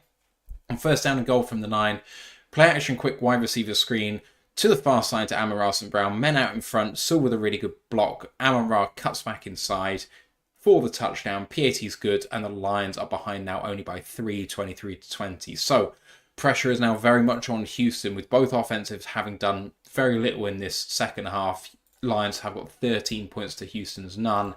And Houston now, a field goal is no good for them because the Lions are in rhythm. So what can Houston do about it? Well, Stroud has a naked bootleg, and Nowaski's read it really well. Instead of Nowaski trying to go and finish it, and I think he read this really well, that Stroud probably could have got around him. So Nowaski instead decides to two-gap Stroud to keep him in front of him and put pressure on him. And Stroud makes maybe the best throw of the day. Under pressure, backpedaling, trying to get away from Nowaski, manages to find Dalton Schultz for a 17-yard gain to the Houston 47. On the ensuing 3rd and 10, a sack fumble forced by a combination of Josh Pascal and the right tackle Titus Howard. Really interesting play. So both the Lions' edges win round the edge, but the tackles do a good job of kind of forcing both edge players to go behind Stroud. Stroud then tries to escape to his left. The man who's on the left edge now finds himself to Stroud's left on the right-hand side of the formation as the Lions sees it, and Stroud kind of walks into him. And then Howard knocks the ball free, but Howard then actually recovers it himself. So big loss there, and they're forced to punt all the way to the Lions 17. Raymond didn't end up returning that one, just let it bounce, and it actually rolled favourably for Houston. So Detroit now only down 3 with a chance to go in front. Second to last possession for the Lions. I think there's maybe 8-9 minutes left in the game. Lovely counter run to the right by Jahmyr Gibbs on first down and 10 for 15 yards. The entire offensive line go left. You might have heard Chris Collinsworth say that the linebackers are going to flow left as well. They didn't move. But they didn't move to the right, which I guess is the more important point. That got Jahmyr Gibbs totally free to go down that side. Second down and 1, Gibbs stretch play to the right-hand side for 20 yards. Toe tapping down the sideline, but can't continue that. Could have broken it big if he was able to stay in bounds. Amazing blocking by Sewell and Amon-Ra St. Brown on the outside to get to the Houston 39. On second down and 4, a toss play to Gibbs on the right-hand side. He goes backwards again to try and escape, but gets caught and ends up losing 7 on second down and 4. That's the second time in the game Gibbs has lost at least 6 yards trying to reverse course to try and get free. Sometimes the best play is just to eat the loss that you're given, unfortunately. Third and 11, the pass dropped by Amon-Ra St. Brown underneath for a gain of 5 would have made this kick easier for Bates. Instead, it's a 58-yard field goal with 5 minutes to go. And it's good. It shaves the right upright. It does actually end up hitting the upright, but it's such a slight touch that it doesn't even make a sound. But it's a tie ball game with 5:01 to go, 23 each. So, Houston, can they burn all of this 5 minutes of clock and win the game with a walk-off field goal? The Lions have all 3 timeouts. On second down and 6, under big pressure, a poor throw, and they are lucky, Houston, that it goes incomplete. That could have been caught by anyone. Third down and 6, throw to John Mechie for 9 to the Houston 43 to keep the chains moving. On second down and 8, a pass short to Tank Dell for 9 versus Branch at Detroit 46. And then on third down and 4 at the Detroit 40, it would be a 58-yard attempt from here. Only 4 yards will get a movement of the chains, and then after the 2-minute warning, that would be so the Lions would have to start burning their timeouts, and you'd have a walk-off field goal situation potentially for Houston. And it's a pass breakup by Terrion Arnold. It's very much a missed DPI. He goes through the back of the offensive player to get there. Now, he does contact the ball very, very firmly, but you can see from the coverage that the wide receiver kind of stops moving to try and receive the ball, and Arnold just barges back of him. Now, he does it with the legs rather than with the body, and so it's not that obvious when you're actually watching it on live speed. It's in the replay that you really see it there. So the Lions kind of get away with that. Instead, the Lions preserve all 3 timeouts. The Texans decide to go for the long field goal attempt. I don't know whether the Lions would have done.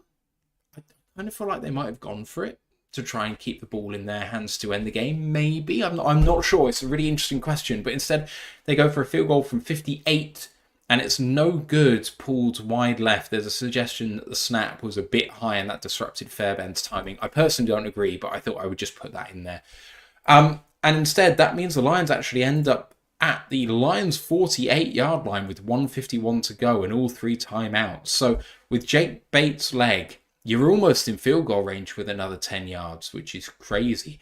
On 3rd down and 6, a throw to Amon-Ra St. Brown on a whip route, gets the separation, gets 11 yards for a 1st down. That burnt all of Houston's timeouts in the ensuing plays. The Lions go run and run to the Houston 34, and Bates' field goal wins the game for the Lions from 52.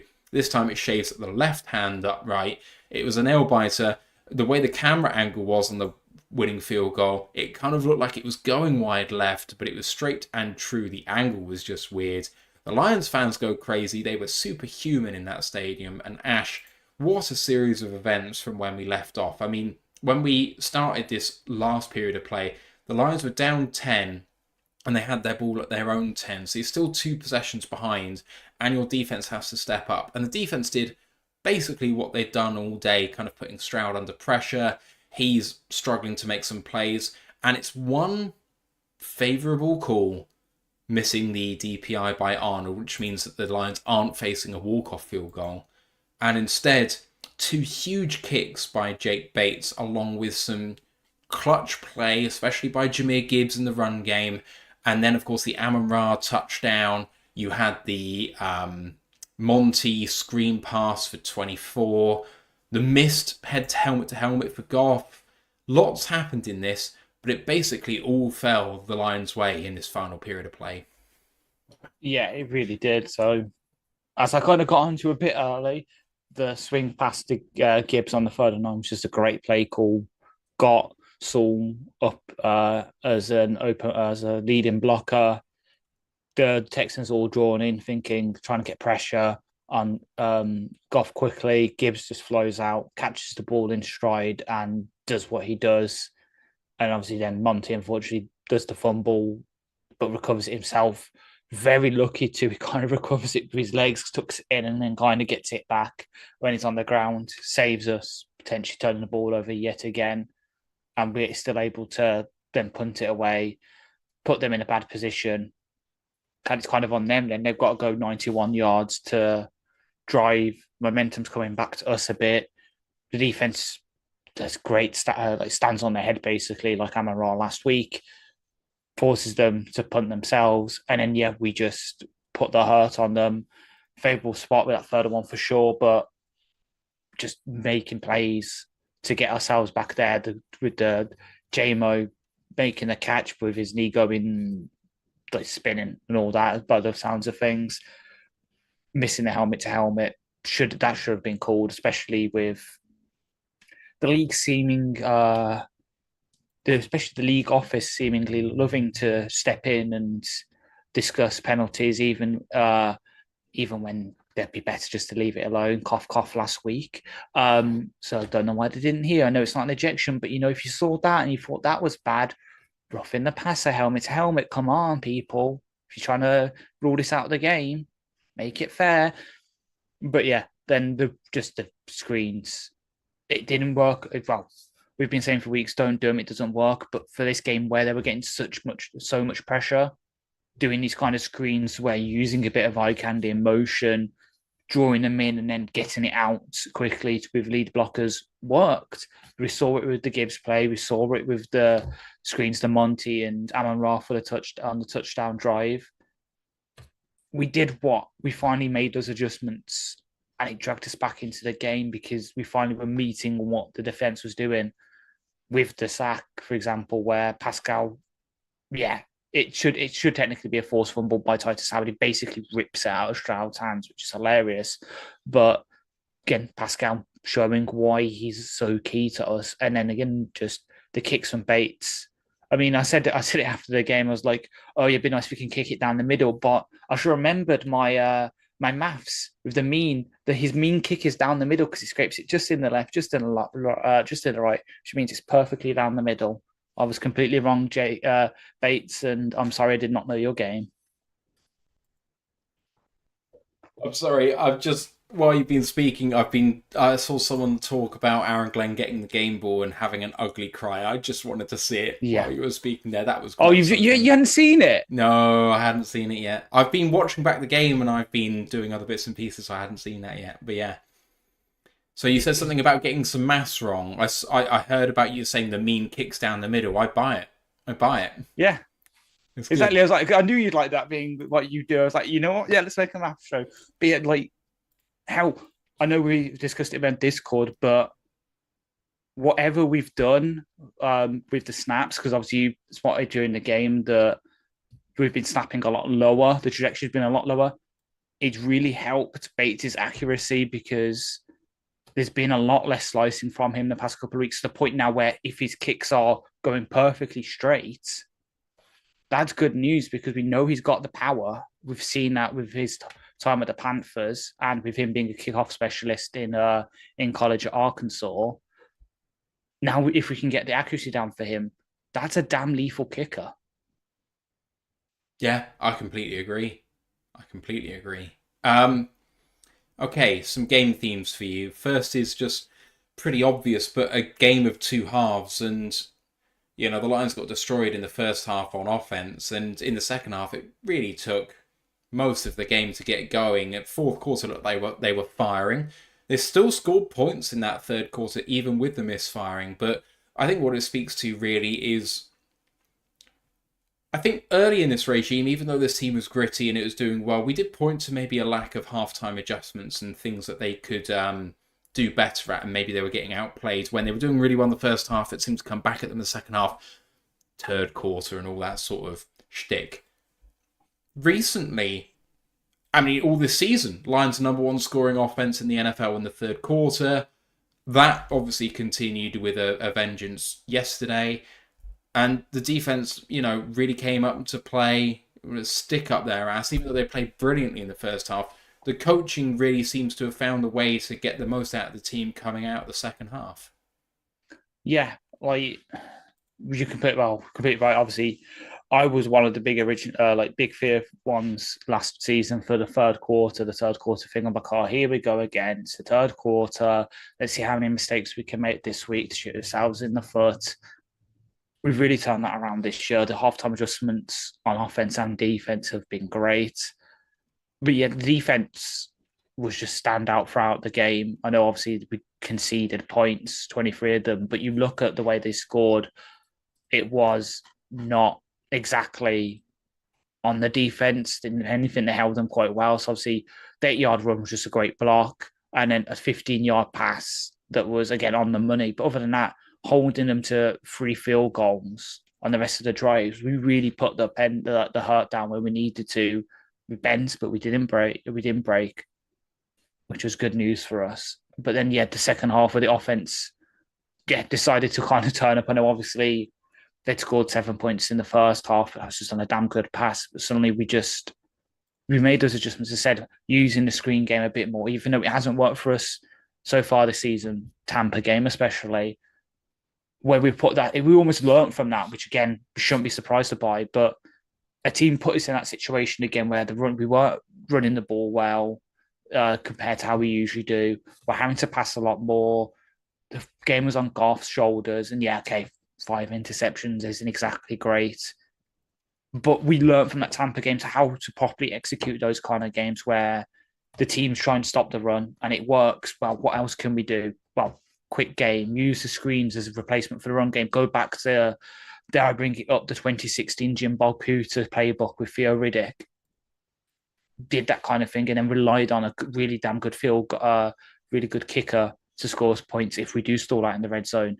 It was very much a 2016 offense kind of game in the second half, but then with a 2014 / modern day defense where we've got the defense to be able to hold up, force the opposition into bad positions. So that offense, well done to Ben, well done to Goff and everyone else for making those adjustments in the second half to grit out the win, because without them picking it up, it could have been pretty bad. It could have been a lot worse. We could be looking at a loss right now, wondering, was it worth staying up to 5 a.m. for? Yeah, very much so. We spoke about it in the preview, and we've said it actually for a little while, but it feels like the only team that can really beat us is ourselves. And God, we gave it a damn good go yesterday. Exactly, yeah. Like it's just us trying to like being fair to the opposition. It's like almost like it's like that sort of those Madden challenges. Can you win the game from 5 interceptions and all that? It sounded very much like a YouTube trying kind of thing, but yeah, the only team that really beat us was ourselves. Like you again, we're looking at the interceptions in particular.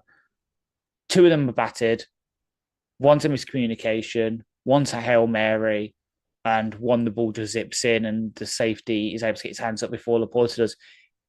In isolation, each of those isn't really a bad interception. It's just because they all happened that we're kind of looking at like, oh, damn, that's a shit game. But even then, we gritted it out as as you said, we've said it for the past couple of weeks now. The only team that can beat us is ourselves. And honestly, looking at the rest of the teams on our schedule for the next couple of weeks at least, I know obviously that Jags got quite a few exceptions like on yesterday, as we'll come on to in a bit when we do our round the league recap, but those were playing a really bad Sam Darnold, who was just trying to force it to Justin Jefferson.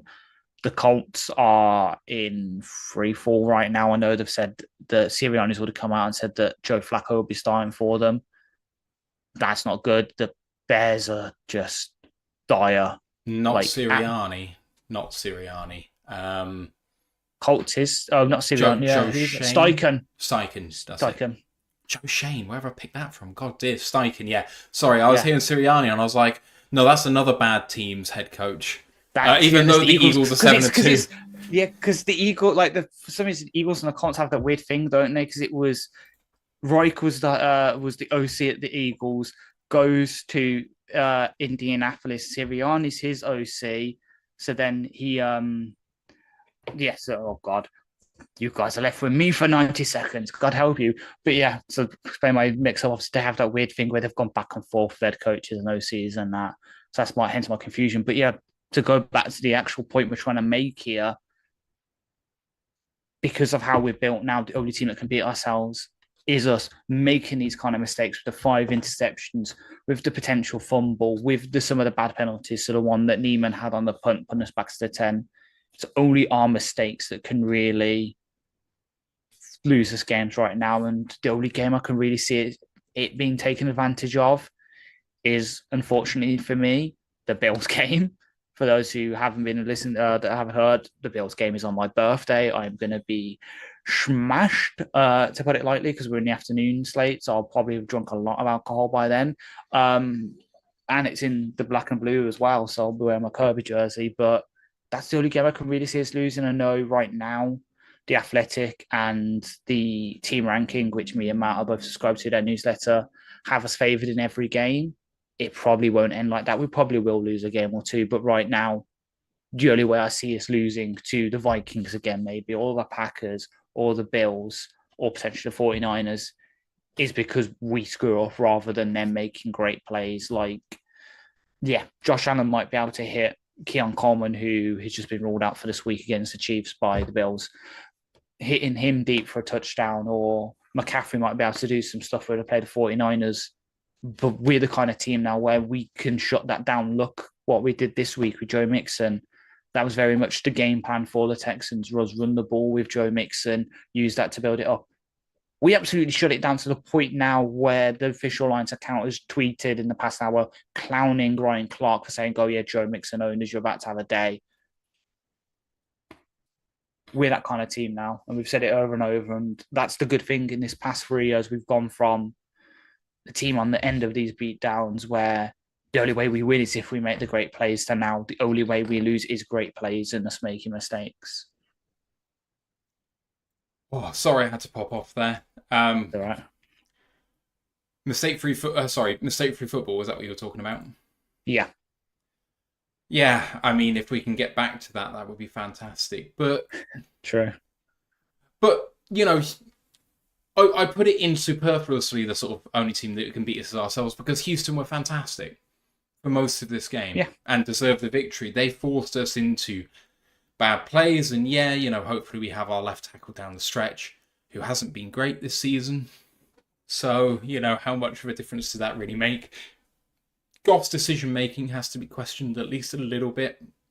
I'm not going to go into hyperbole here. He's still an MVP candidate for me. I think the people writing him off for MVP are also dreaming. Have you forgotten the first 8 games of this season? Just because the 9th one was a horror show doesn't mean he's out of it quite yet. If he does well for the rest of it, then he's still very much in the conversation. But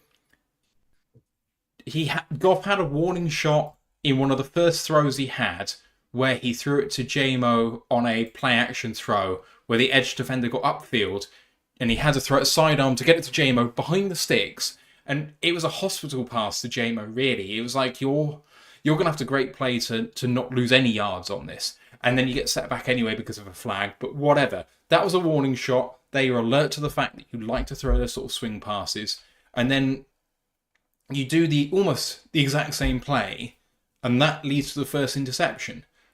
You just shouldn't be throwing that ball. When you're having a look at how the play develops, I think you can see him coming. And actually, one of the good things that Goff has done so far this season is where he's seen that plays have been busted. He's bailed out of them, throwing the ball into the turf, that sort of thing. That's one of the things that makes a good quarterback great, is not making busted plays game-changing plays. And what he did in this game is he turned blown plays into game-changing plays. And then we doubled down on that.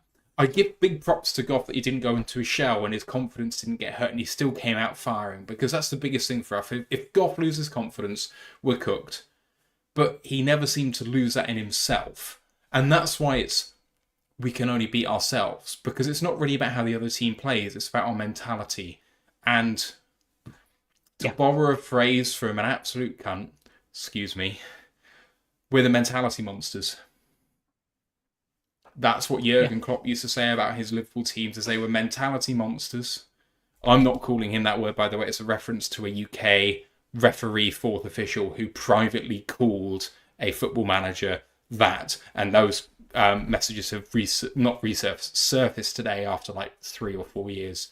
It's hilarious. But anyway, the point is, when you're a mentality monster, even when you get down bad like this, you just keep coming.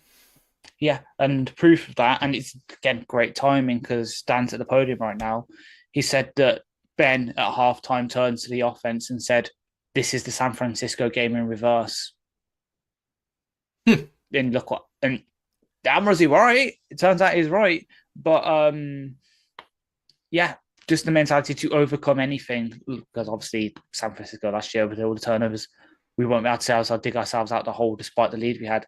This time we did it. We've learned again, and I know. I don't think Jurgen's proof, and it's still in his team, proof of that this week, where they were under the cosh for large periods of the game, yet those were the 2 times they scored.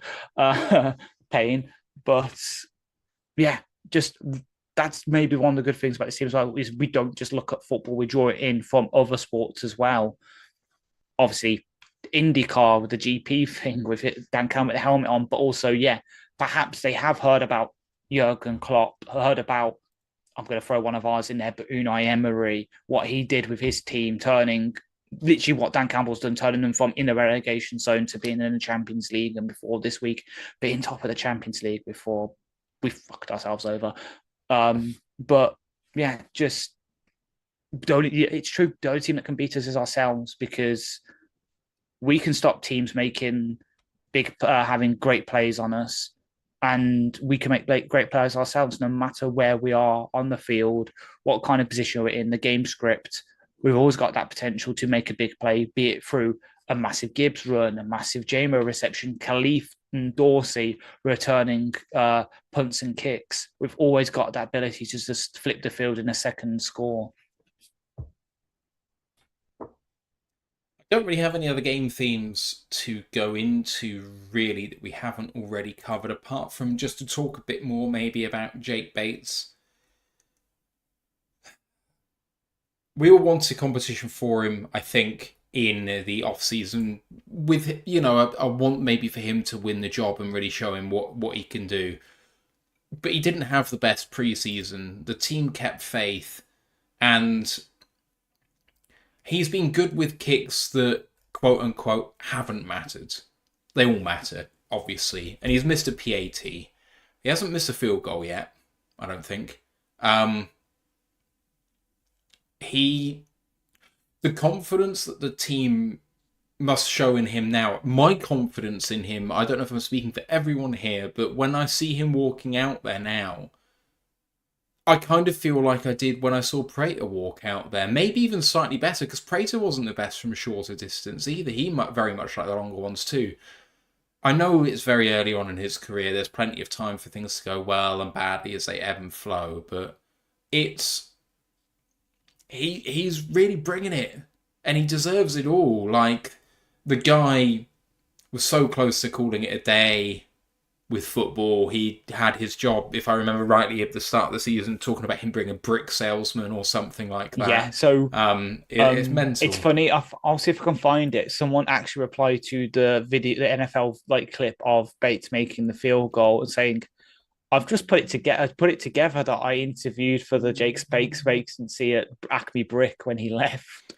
So the guy who's actually replaced Jake Bates at the brick company has now seen it. But yeah, the fact that, and not only that, Bates doing it in his hometown. So he's from around there. I think he grew up in a town that's about 10, 15 minutes drive from downtown Houston.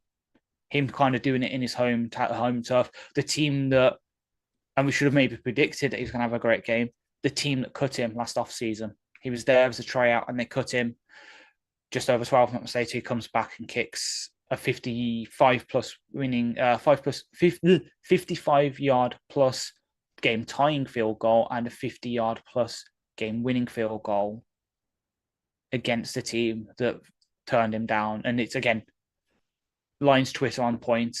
Going back all the way to 2014 and finding a tweet from Jake Bates that says, "Damn, Houston Texans fans are being hella salty right now." Yeah, I mean, he was never beating out Fairbairn 12 months ago. Fairbairn's one of the best in the league, criminally underrated. He's money, so he was never going to win that, but their loss is clearly our gain. Right, let's talk about stock up, stock down. Who do you want to give a shout out to this week? You can maybe guess it, considering some of my comments to you yesterday. James Houston. Well done to act like, and I said it earlier, a bit more of that vintage James Houston that we knew from your rookie season. We saw it again. I know you only got, what was it? So 3 pressures, 1 sack, 2 QB hits. But there was one of those QB hits, and it was the exact James Houston we used to remember. He was up against Tunsil, uses the sort of dip move, gets underneath him and gets round the edge to get to Stroud and hit him just as releasing the ball. Yes, certain parts of your game still need to improve. Tackling grade, it wasn't exactly great because you missed one of your 2 tackles in the run game. But this was more like the Houston we used to know and love. And it's good to see that being there because it just gives us another option with Zadarius Smith, who Dan in his pressers just said that they were very close to playing him, but they wanted to do the right thing for him in the long term. Having Z come into the game, having Pascal being what he has been, as we said earlier, Al-Qadim Hamid's doing pretty good. I know this week he wasn't a great PFF grade, but having him there, Levi can play on the edge, Wingo can play on the edge, having just Houston, who is that speed option, who can, if we're having one of those games where the QB's scampering around and we're getting the pressures and it's not being cleaned up, being able to then put Houston on certain downs and just use him to be that clean-up sack guy could turn this defense from where it is right now back to 85% of what we were with Hutch, rather where we are right now, where it's like 70%. Yeah. I've said it a few times, but I can't hide my love for him. We got him back after suspension. Jamison Williams. Yeah. We needed to keep touch with Houston in the first half when the offense was not firing. And if we go into the first half down 16 zip. No, it was 23-7. If we go in 23 zip, the game is over. I don't think we're coming back from that. The fact that in our third possession, JMO has a 3rd and 16 bobbled catch for a conversion, and then a 3rd and 6 conversion, which leads to a touchdown, the Sam Laporta touchdown. He came out big then when we needed someone to stand up. And, we had Sam Laporta on there. He, of course, caught the touchdown, but he wasn't moving the chains. Amon-Ra wasn't moving the chains. We couldn't run the ball.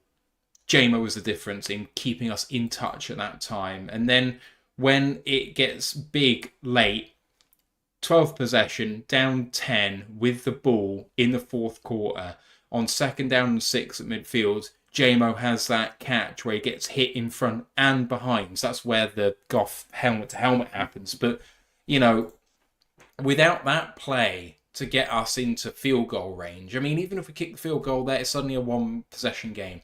All 3 of those catches, we couldn't have done without a single one of them, because otherwise we'd probably lose the game. And he's an underrated part of the offense. He still just is. There are people on the national media who, the suspension comes out and people say, oh, he's unproven and, maybe he needs to be moved on. I fully suspect that no matter what happens this season, that there will be articles for him going into year 4 saying he's a top trade candidate, that he hasn't worked out here, that the first few years have been iffy, and maybe this is the top of the valley that the Lions can expect. And yet every time I watch him, I think, man, that guy's clutch, that guy can catch really well, that his route running's really come on, and he clearly has worked at his game. Like, you want someone who's going to put dedication into their craft to get better than they are. And for all his natural talent, he's still working at it. And he's got some great role models here. And there's a little bit of immaturity sometimes. But it's nothing that can't be overcome. Without him, we don't win this game. Yeah, 100%. Like, okay, yeah, that bobbled catch wasn't exactly great. But from then on, just clutched. Obviously, the 2 catches he made in traffic where he's getting hit. Jamo last year, first year, Jamo definitely wouldn't have made those catches. That's the improvement he's had. And yeah, okay, there's the odd misfire. Obviously, the miscommunication on the route that leads to the interception for Bullock. But if this is the kind of Jamo we're getting, where, okay, yeah, once a game he makes a small mistake in a route or he drops a ball, it's livable.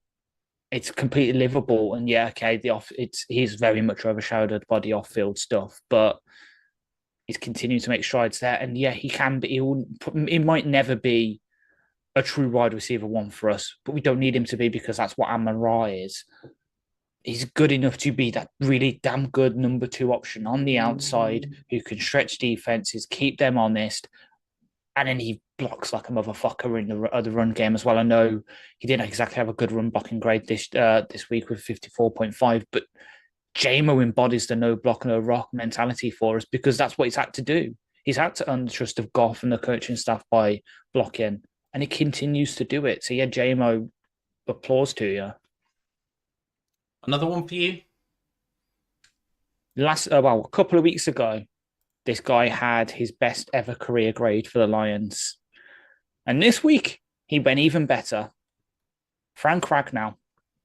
93.0 grade with 84.4 pass blocking grade, having not given up a single pressure, and a 91.5 run blocking grade. When we're kind of focusing on the tackles with Skip and with the struggles that Penny was having earlier, when we're seeing Glasgow have another rough game at left guard, the fact that no one ever mentions Frank, he's just kind of going on the radar doing his job. And he was damn good at picking up the linebacker blitzes and stuff that they were doing, because Texans have a damn good linebacker duo, as you expect when their head coach is a linebacker.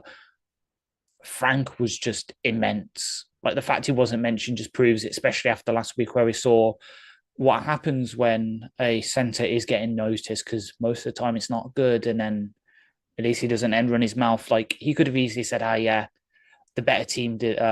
He could have said, oh, yeah, we're easily the better team. We execute better than that. Nope, just does what he needs to do. Yeah, 100%. He's super solid. Who do we go for here? Okay, I will go for Saul. Yeah. Again, just someone else who, and I mean, he gave up a sack, I think, just get a beat off a speed rush by Autry, which led to, I think, a turnover, was it? So per PFF, is not a sack. It was 2 QB hits and 1 hurry on 31 pass blocking snaps. So it's not a sack fumble because it's an interception. It is really a sack fumble. Sorry. Yeah. I just don't agree. But anyway, whatever. He still made the difference down the stretch. He was excellent in run blocking throughout. I thought that Houston were really good against the run. Generally speaking, we weren't really running it behind right tackle early. When we did, they were throwing bodies at it, which is why Saul, he can't really do it by himself. But when it came to the clutch moments, he was the one springing people. So Gibbs had the swing pass where he got out in front for that. That was a 33-yard gain. There were the 2 runs for 15 and 20 yards in the final touchdown drive for the Lions. He came up really big in those moments. Pass blocking could have been better, but when we needed him most, he stood up and was the talismanic figure we needed him to be. Any very quick notable mentions? Fox. I know he didn't have the best game in terms of punting, but the holds. So just that entire sort of special teams unit in a way for Bates did what they needed to do. Kind of funny seeing Hatton and I think it was Hatton and Glasgow choke holding the Texan and the game winner after he tried to dare block it. They're slamming him in and Penne's on the ground going, yes, because he knows it's going through. Just that entire special teams unit, the kicking unit, because they won us the game.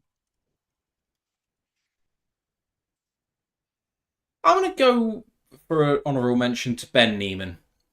13 snaps, 75 PFF grade. Thought he looked great when he was on the field completely, apart from the special team snap where he gave up the penalty. But when he was on the field on defense, never felt like he looked like he was out of place. So really well done to him. Okay, let's move on from stock up, stock down. Are there any other comments you have before we look at the rest of the slate?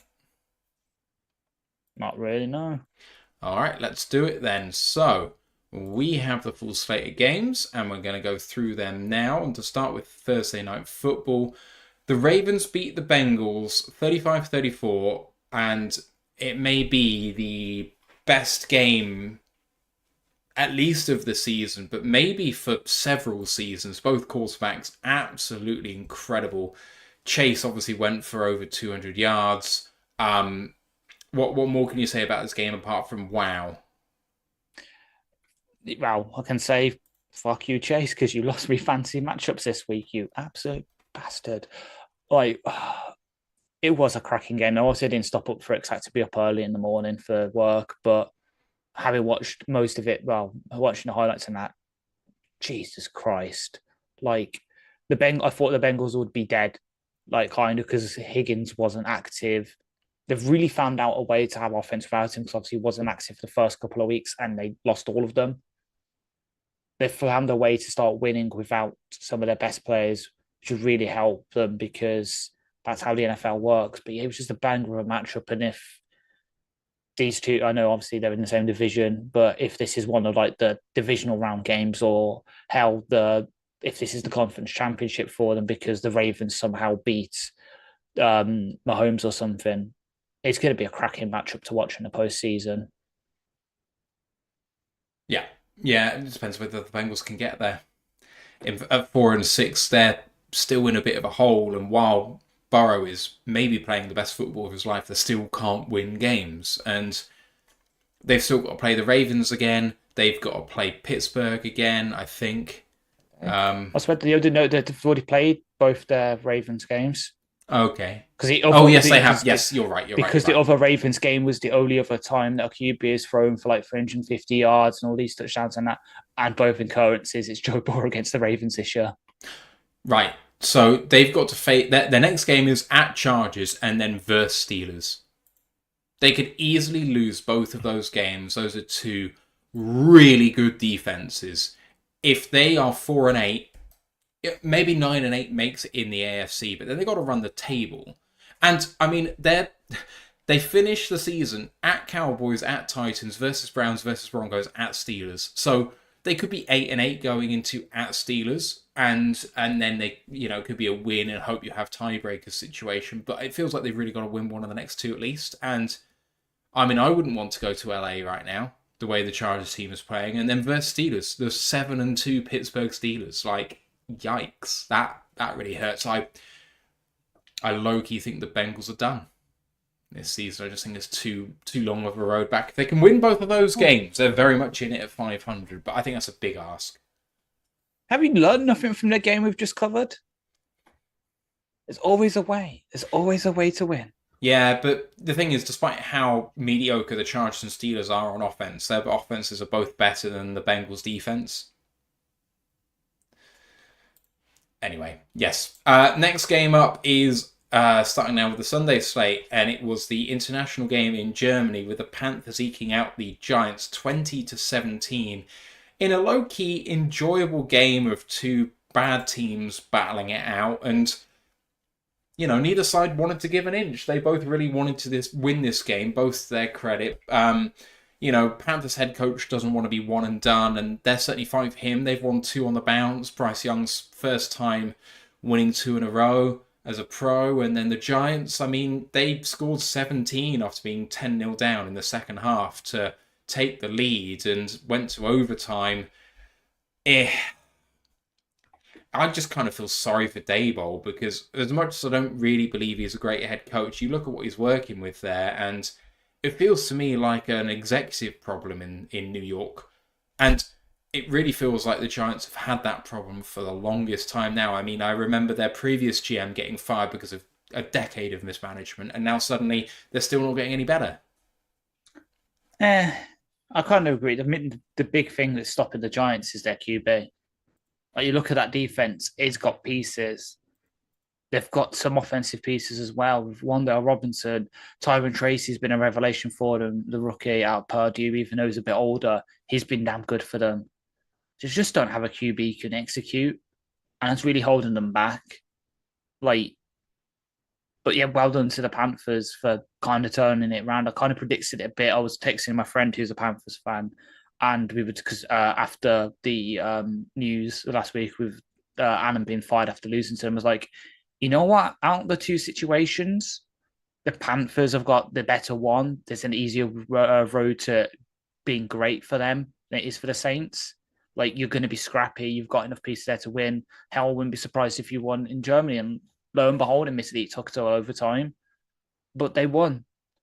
It's just, I just feel sorry for the poor Germans. Like, they've got us with Amon-Ra. You could have easily sent us over for a game, but instead you send the Panthers and the Giants. Are you trying to turn them off American football? Fix this. Fix it.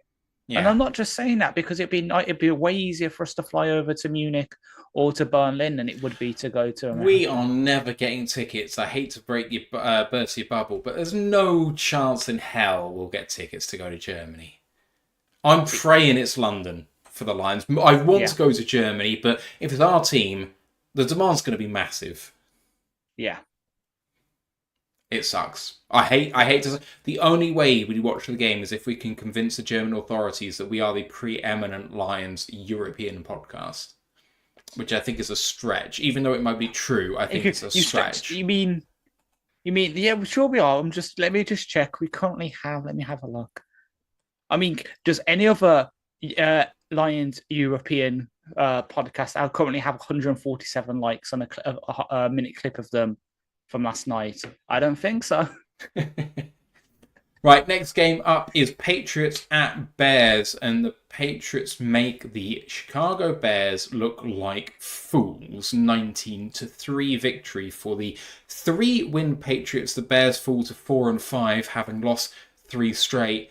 There are serious discussions being had about whether to bench first overall pick Caleb Williams. Ash, this is sickening mismanagement. I obviously hate the Bears, and it's absolutely delicious what's happening. But you have a look at the offense they've put together, you have a look at the defense they've put together. Outside of the offensive line, it's a fairly complete fucking team.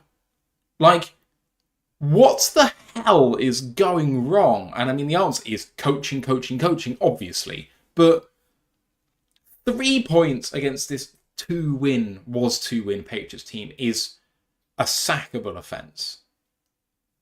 Yep. And it just goes back to us for Eberflus, doesn't it? Obviously, he was getting interviews and his phone get cut in out, and he's saying, "Oh yeah, we're looking at other options on offense and all this." The dude's fucked. It's like I know we wish he could get fired before Thanksgiving or something because that'd just be hilarious, but they won't. They'll wait to the end of the season. They're old fashioned. That's how they work. I'm just happy that my Drake May is better than Caleb Williams. Take has been very heavily vindicated the past couple of weeks because May again didn't look exactly perfect, but of the two, he looked far and away the better QB, and partly that's might be because he's got slightly better coaching.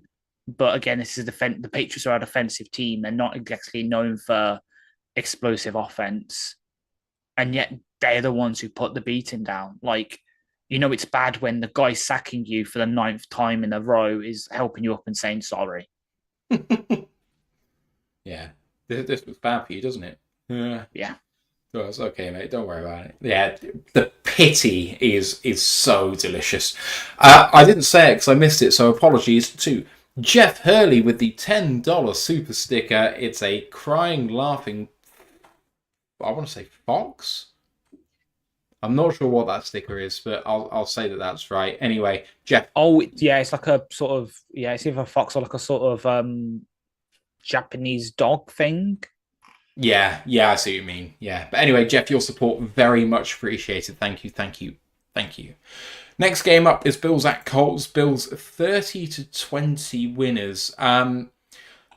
Bills defense came up big. Josh Allen not exactly firing on all cylinders in this game, but Joe Flacco ain't it, unfortunately, for the Colts. They've confirmed him as starter for next week. The fact that it was a question at all speaks volumes considering how unceremoniously Anthony Richardson was benched. Yeah, wasn't Joe Flacco supposed to give them the best chance to win? Mm-hmm. And it really hasn't happened. Like their defense has made a couple of plays. There was that one where I think I was watching a red zone and they just forced a fumble on the Bills zone. But yeah, just offensively, they just don't have anything going. That's with Jonathan Taylor, who I am still scared of. Like even on a bad team, he's still cranking out 100-yard games like it's nothing. But yeah, they need a QB that can execute. Anthony Richardson isn't that this season.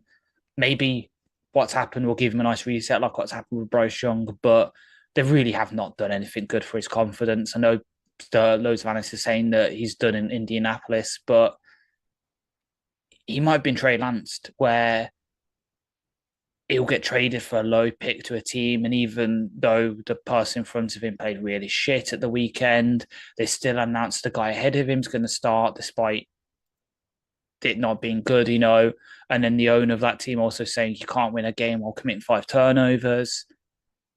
The Colts ain't got it there, but the Bills just keep going. I know obviously they've rolled out Keon for this week already, which is a slight hurt to them because that means they have to rely more on other players. But even then, they're stepping up Matt Collins, leading receiver in this game. The Bills have got it. They're not on the level of the Chiefs and the Ravens, but if it happens to one of those teams, they're kind of the next one down in the AFC, which makes it scary in a couple of weeks' time when we face them, because that could be a real ding-dong battle. Yeah, and between James Cook, Ray Davis, and Josh Allen, they've got a 3-headed rushing monster. I mean, Josh Allen is the 3rd guy, and Davis coming out of nowhere didn't do much in this game, but Cook was at more than 4 yards a carry, kept the ball moving. And despite Josh Allen being no touchdowns, 2 picks, they scored 30. It was a very, very impressive game. And, one of them was a pick 6, so that's how they scored some of their points. But never looks really in question in this game. And the Colts, even when Flacco was passing the ball well, they were plagued by drops. I remember Alec Pierce dropping one that was a walk-in touchdown. That was awful to see that happen because Flacco did well enough in some parts, through some bad balls, there's no doubt, but sometimes just let down by a Colts receiving core that just, it feels like it's been this way for the longest time. A.D. Mitchell, I think, is elevating that team at the wide receiver position because between him and Josh Downs, maybe they're turning the corner, but you have a look at someone like Alec Pierce, and I'm reminded of one of their previous draft picks that they let go of in this off-season who didn't work out, second round pick 4 years ago, and I can't remember who it was. Oh, Colts. Let's have a look. It's really annoying me that I can't remember his name. I am thinking of... Where's he gone? Paris Campbell. Oh, yeah. Just like... Get some yards, stat sheet looks okay, but just really when you need him, super unreliable. It feels like the Colts have just been that team for the longest time, where they're like mediocre in terms of stat sheet can look good, but you can't rely on these guys. Yeah, just that's the Colts from Freeland. That's why. But despite being held as one of the best GMs recently, the past couple of years, Bullard's going to be on his way soon. I think. Who would have thought it? Two of the people who I think it was 2-3 years ago were contenders for executive of the year, with Joe Douglas at the Jets and Ballard at the Colts. Both of them are probably going to be out of a job at the end of the season. Yeah, agreed. Next up is Broncos at Chiefs. Chiefs win 16-14 after the walk-off field goal attempt by the Broncos from chip shot range is blocked. An awful game. All of the Broncos points came in the second quarter. 10 of the Chiefs' 16 points came in the second quarter. So literally 6 points in the second half and none in the first quarter. It was a tough watch of two really good defensive teams, and one key high leverage play changed everything.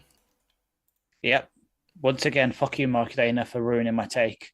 I was at the gym. I was there doing my squats. And I was like, come on, Broncos, you can do this. Please do this for me. Vindicate me. And I'm there and I'm doing it. And I finish the finger, come back over. And I see it's blocks. And I'm just like, for fuck's sake, man. Because I've been saying it. This Chiefs team, I know it's undefeated right now. It still is. They keep finding a way. They haven't been playing fucking good. And yet they're still grinding it out. And I was like, this is the chance that they're going to lose the game. They've shot themselves in the foot. They haven't been great. And the team's finally going to take advantage. Nope. They still find a fucking way. And it's annoying because as much as we're seeming like a bit like a team of destiny recently with all the games we've been winning, the Chiefs are just the ultimate team. They're just like the franchise of destiny at this point. No matter what they do, it always goes their way. One of their receivers can get himself into serious legal trouble and he's still out there catching balls. Mahomes might be throwing turnovers left, right, and centre. They're still winning because Spags is that good of a defensive coordinator, and Harrison Butker, as much as I disagree with some of his worldviews, is a damn good kicker. They know what they find ways always, and it's annoying. Yeah. Next up is Falcons Saints, and the NFC South leading Falcons fall to the bringing up the rear New Orleans Saints 20-17. This was a really ugly game. It looked like the Falcons had really turned a corner in the last few weeks. Derek Carr coming back. It didn't work last week in a terrible game against was it the Panthers game last week where they got fired? Yeah. So Panthers game last week, lose by 1 against the worst team in the league. They clear house. And new coach bounce, I guess. I mean, what else can be said? Bijan Robinson had 20 for 116 and 2 touchdowns. And he also had 3 of 4 for 28 in the air. Drake London had an almost 100-yard game, 8 of 12 for 97. Darnell Mooney almost had a 100-yard game. You had Kyle Pitts making amazing plays out there. And in the end, I think the difference in this game was maybe Marquez Valdez-Scantling, who made 2 incredible long catches. His stat line was 3 receptions on 3 targets for 109 yards and 2 touchdowns. If you can't beat MVS, he can beat you. And that's why all of these teams have taken punts on him in the past, because when it works, it's a beautiful thing. Exactly, yeah. Like, who would have thought it? It's just, well, the new head coach, Rizzi, said himself when he came in and came into the locker room and clogged up the toilet and thought, this is going to be a shitty day. And it turned out to be the exact opposite. I just love like the sort of storytelling that Rizzi had with that when he was saying it's post-match. But yeah, kind of disappointing when you finally won me round to, the Falcons are a good team. They're going to easily win the FC South and they're going to be dangerous in the playoffs. They go and lay a stinker like that. Just that, and NFC South is going to NFC South, isn't it? It's going to be one of them where the Saints will somehow drag themselves back a couple more games, convince themselves to keep doing what they're doing, despite them being really in the cup hole next year. They'll find a way out of it somehow. Mickey Loomis will be going nowhere. And the NFC South is, unless next year the Bucks receivers can stay healthy for the full season, it's just going to be one of them divisions again where it's like whoever can get just above 500 might win it, because no one's really looking that great right now. Like, Bucks have got no receivers. The Panthers are the Panthers. They're gritty to an extent, but then they're just not talented. The Falcons have got all the talent in the world, but sometimes can just lose it. And the Saints are the Saints. No one, I'm not scared of anyone in that division right now. And maybe that's just massive hubris and they'll pull off some mad play if we have to play one of them teams in the playoffs. But right now, it's just a clusterfuck of a division. It really is. I mean, I don't really know whether they can do it or not, but it still feels like, despite all of their injuries, that Tampa Bay might be the better team, and that's the next game up, so let's talk about it. 49ers at Tampa Bay, and 49ers eke out 23-20. Means the Bucks fall to 4-6, which means they're 2 games back from the Falcons.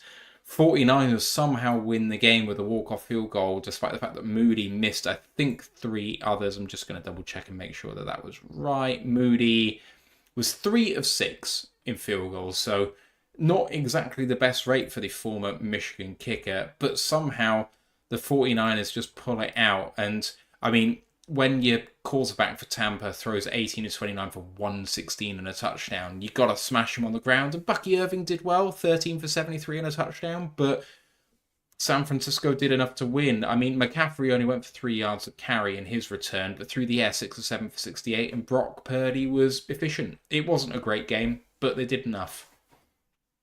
Yeah, the 49ers really did. Like, despite TMC being on back on the field, yeah, Irving looked great. There was that massive long run that when it happened, I was in our Discord just like, that was just a great run from Bucky Irving.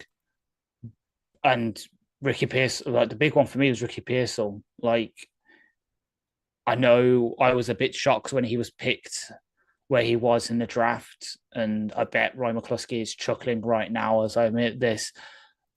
He deservedly a first-round receiver. He looked great for the 49ers. Like, I know Ayuk's out. I know Debo's a bit banged up. Somehow they've done it again. They found that perfect receiver that just fits that scheme perfectly. Juwan Jennings is Juwan Jennings. He's seemingly just constantly there. And then whenever I pick him on fancy, he decides just to drop off the face of the earth. Bastard. But yeah, 49ers, I did kind of predict it in a way, saying when CMC is back, they might be able to sort of work it out and start winning some games. But keeping it close to a Bucks team that, yeah, has a good run, has Irving going, but not much else going through the air. The fact they were able to keep it that close gives me a bit of hope, because when we faced the 49ers on the last Sunday night football of the year, it's top of my head. Yeah, we'll be able to run the ball, we're able to pass the ball, and we've got arguably a better defense than the Bucks. So hopefully it won't be this close. Yeah. Next one up, Steelers at Commanders in the game of the week, and Steelers eke out the Commanders 28-27. I say game of the week, game of Sunday, perhaps. Terrific matchup. Steelers get 7 in every quarter. Commanders get 7, 10, and 10, but then are blanked in the final quarter to lose the game. There was a turnover on downs, which gave the Steelers the win, and the ball was spotted a half-yard shy, and on review, this call stood.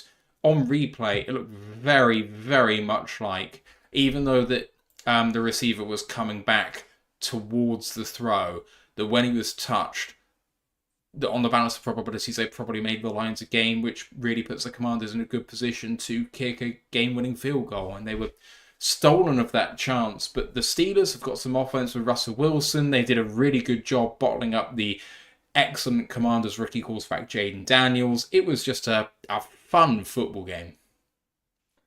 Yeah, just for it's not. Well, we'll come on to it in a bit, but it's just funny to me that Mike Williams scores a touchdown the week after a certain team trades him away and don't score one. Really funny to me. But yeah, just Agent Zach Ertz is all I'm going to say for someone who used to play for the Lions, kind of getting to line to gain, but then also coming back to the ball just so it's spotted a bit short. So the Commanders lose a game and their ceiling becomes a bit weaker. Agent Zach Ertz, but yeah, and also well done to Mike Tomlin for somehow working out that QB room exactly right. So Fields looks good to start the season, and then you suddenly make the change to Russell Wilson. Like, what the hell are you doing? And now he's won 3 straight for them. Somehow Mike Tomlin has done Mike Tomlin magic and got this shell of a Steelers team. I know the defense is still good, but that offense isn't exactly great. They're going to finish above 500 again, barring something catastrophic. And that continues that streak because it's on some mad streak, isn't he? Where he's never finished below 500, I believe. Even when Big Ben went down with a Tommy John injury, even with losing Le'Veon Bell and Antonio Brown and all this, the dude still somehow grinds out to 500 seasons. And if I'm not saying Dan Campbell is anything like Mike Tomlin in terms of stature and that, but if we can become like that, where we become the kind of franchise where you never expect us to lose more games than we win, we'll be in a damn good place. I mean, there's one thing that's definitely true about the 2 head coaches, and it's that when the game is on the line, I'd rather have Dan Campbell in my corner because he's a better caller of the game, despite what you may read on Twitter. Don't believe everything you read, folks. Next game up, Vikings at Jags in the shit-off of the day. 12-7 in favour of the Vikings. In a game which featured 1 touchdown by the Jags and then nothing else. Darnold had a terrible day, 24 of 38 for 241 and 3 interceptions. A Vikings team that really struggled to put away a Jags team starting quarterback, Mac Jones. There was very little offense from the Jags overall. And, you know, the Vikings had over 400 yards of total offense, but back-breaking turnovers. It was just a shit show for Vikings. How can you have over 400 yards of offense and you also pick Mac Jones twice and you don't score a touchdown? Or maybe do so. Hang on. No, 4 field goals. Just this game was all manner of yikes. They may have won the game. They may be 7-2, but this is a game that finally said to me that the Vikings are done this season. They may scrape into the playoffs, but my God, they are not a good team. Yep. I'd like to point out that the Vikings copied us because you look at that special teams unit. Who's the long snapper and who's the kicker? Parker Romo's the kicker now. Yeah. I don't know who the long snapper is, but surely it's got to be a Lion. So is Scott Daly back? No. No, it's the other one. It's the other one, Jake McQuaid. Yeah, okay. It's Jake McQuaid. The Lions special teams unit somehow wins the Vikings. Well, former special teams unit wins the Vikings a game. Just what the hell? Like Sam Darnold, God help you when we face you near the end of the year because we've really turned it on defense now. Like, you keep doing that, we're going to pick you off every left, right, and centre easily. Only bright spark really for the Vikings in this game was Cam Bine's interception celebration. Very well done. So I've applauded you. You won the informal celebrations of the week award for the Ray Gunn impersonation. Very funny. That was awesome. I was a big fan of that. All right, next game up, Titans at Chargers. And for this game, Chargers won 27-17, which saw the return of Will Levis at quarterback, who actually low-key looked good. 18 of 23 for 175 and 2 touchdowns. And rushing the ball, he also was 5 of 41. They were 21 of 132 on the ground. Tennessee did more than enough to win this game, but they couldn't defend the run. Justin Herbert was 9 of 32 and 1 touchdown on the ground. Hassan Haskins, the former Michigan running back, also got himself a touchdown, but Gus Edwards and J.K. Dobbins made it very efficient. It meant that Justin Herbert was also very efficient, 14 of 18 for 164 and a touchdown. At the end of it, you know, the Chargers are just so good on defense, and I really do think that their kind of spiritual leader right now might be Deion Henley, which is crazy to say, but they got 7 sacks in this game, and I think the Chargers are going to give people worries when it comes to the playoffs, and I'm talking playoffs for this Chargers team because at 6-3, I don't see how they're not getting in right now. yeah, like Hassan Haskins' revenge game, because obviously the Tennessee Titans drafted him. I remember because that was the first year I was properly scouted. Like, oh my God, this is perfect. Hassan Haskins was Tony Vacchi 3 years ago, a running back who could play special teams. I was 3 years ahead of the curve on that. But yet, like, the Chargers look good. Obviously, Lav McConkey doing Lav McConkey things, 2 catches on 2 targets, 52 yards. Quentin Johnson remembered he's a receiver because he had that really good touchdown. Darius Davis with the great kickoff return, not as good as Dorsey's a couple of weeks ago against the Titans, but you tried your best, mate. Hell, even like Jalen Rager got some action, admittedly did fuck all with it. So 1 target, 0 catches, and then 2 carries for -2 yards and long of 1. Yeah, but that defense, Diane Henley began anti-chucking him to himself here. He was really high on him, really balling out for them. Elijah Molden's doing good. Bud Dupree's kind of having revitalization. He's not back to how he was with the Steelers, but he's coming back. Cam Hart, the rookie this year, looked okay. Derwin James is slowly getting back to the Derwin James we used to learn. Remember, probably never be back to those heights, but he's still a damn good safety. Joey Bosa's still doing it. Like, yeah, that defense is just great, which is why I picked it up in fantasy this week because I didn't like the matchup I had. And on the other side, yeah, the Titans. Again, the defense.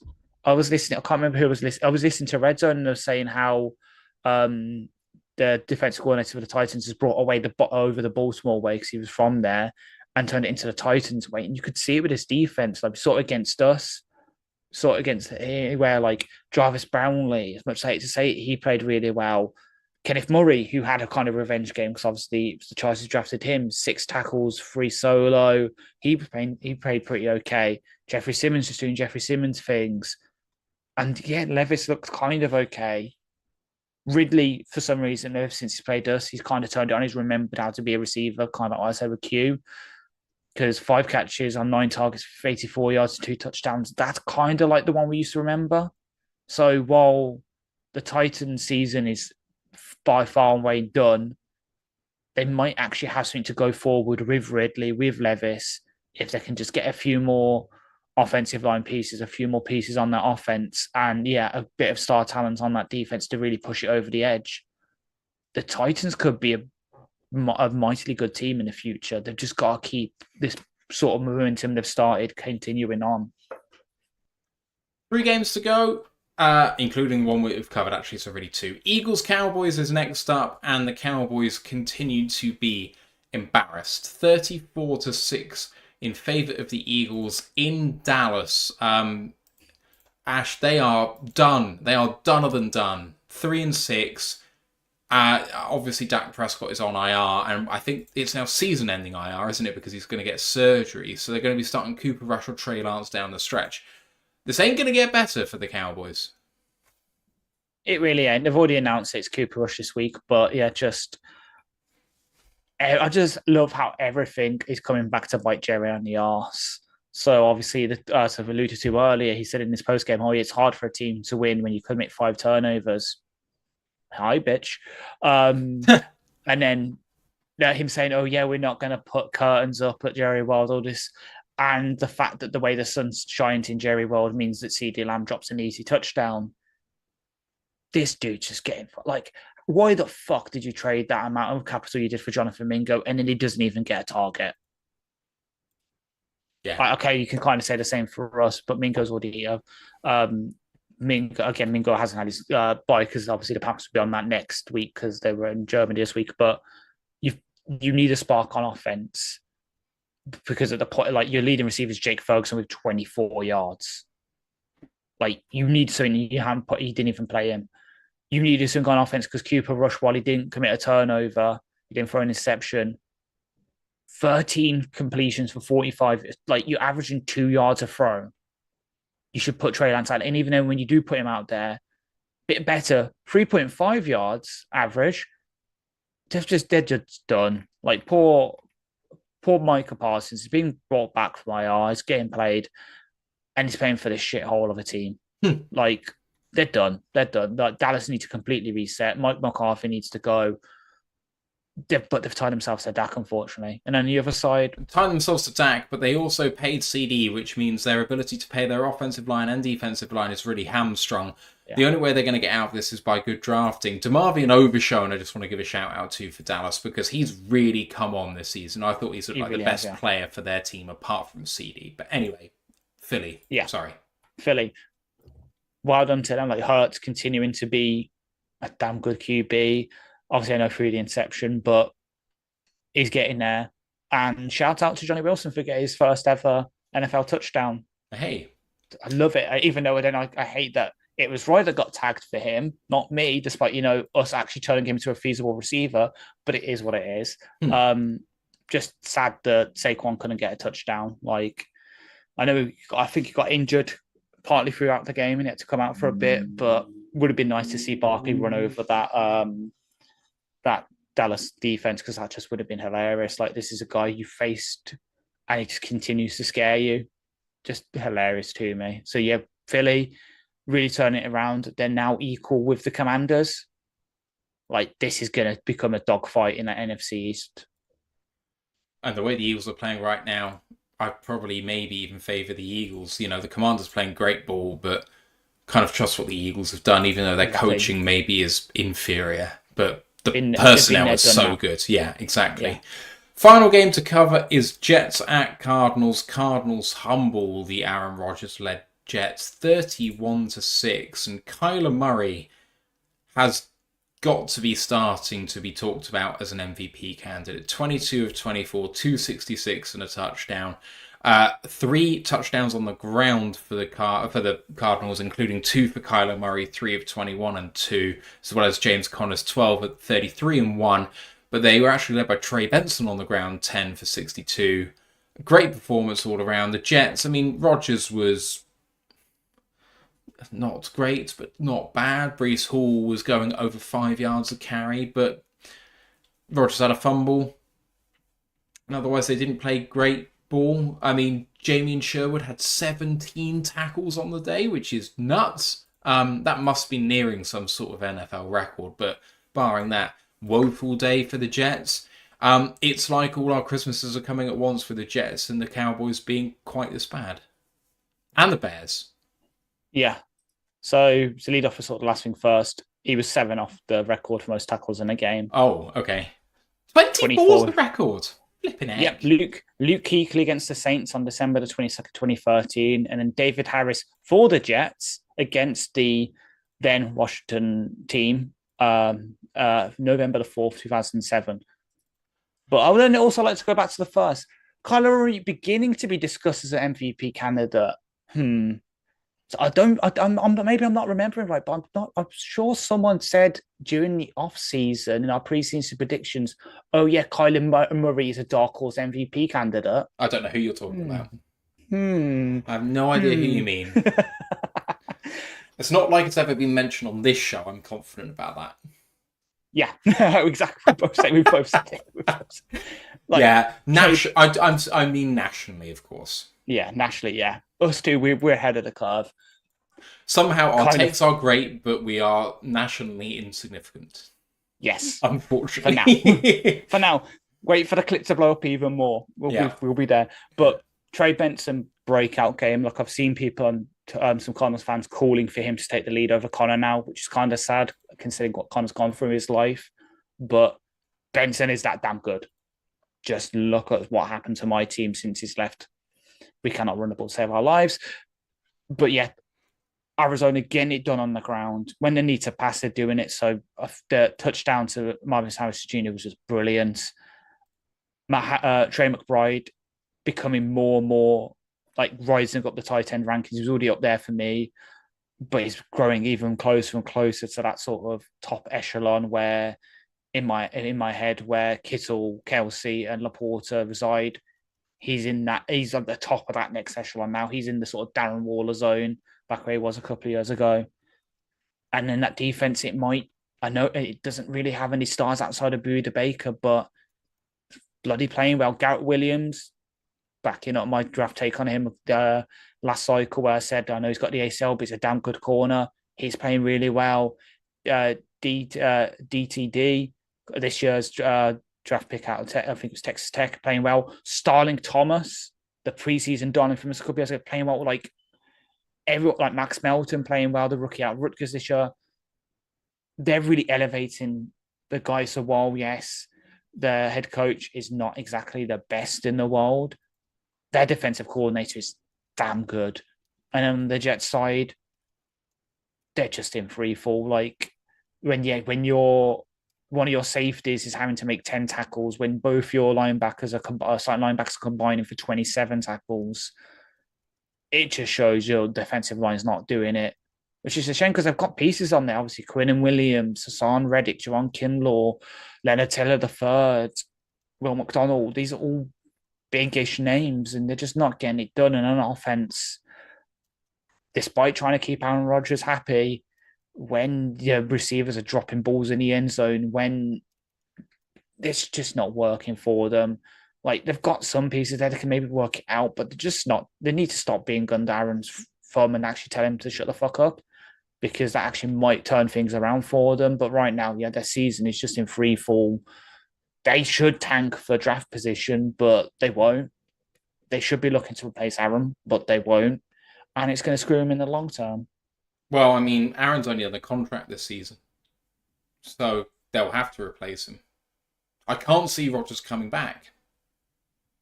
I don't know why he'd want to. Why would he want to play for this team with how bad they are? Like, I've heard things like, oh, they've got Adams now and they're building exactly what he, like, it's been molded around him. Why would he not come back to this? And it's like, well, they're a bad team. He only wants to win games, and given his age, he might as well just ride off into the sunset at this point. I really wouldn't be surprised to see him retire. Yeah, but it will be a sad day for us all who are enjoying him being on a bad team. Yeah, but at the same time, I can see him because he's really enjoying this kind of media side of things that being in New York's allowing him to do. I can see him continue on, like, almost, because for and considering, without going too much into like all that stuff, I can see the Buddy Howard, whatever his name is, the owner, turning around being like, "Yep, let's sign him to a new contract. The new GM will have to do it. He'll bend them over a barrel, get a whole lot of more money.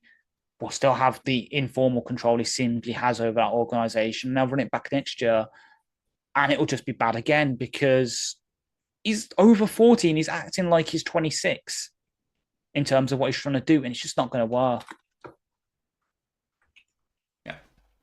All right, anything else you want to speak on before we get out of here? Not really. Let's just put the interceptions behind us now and hopefully absolutely ruin the Jaguars like we usually do. Brent had a question briefly about college football, which I will address now, although college football show on Wednesday will probably address that further. He says, if Army beats Notre Dame and gets left out of the playoffs, is it partly because their style of football isn't the best for TV ratings? What do you think?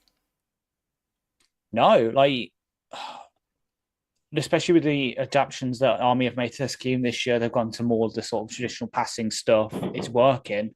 As idiots have holding fireworks behind me, I'm sorry. If they beat Notre Dame, they should be in the playoffs. And if they get left out, it's because it's an invitational, and unfortunately, if they have to choose between Army and an SEC team, let's say, I don't know, Ole Miss is in that, it's between them two, they're going to pick Ole Miss just because it's the bigger name and it's SEC and it allows to do more media narratives.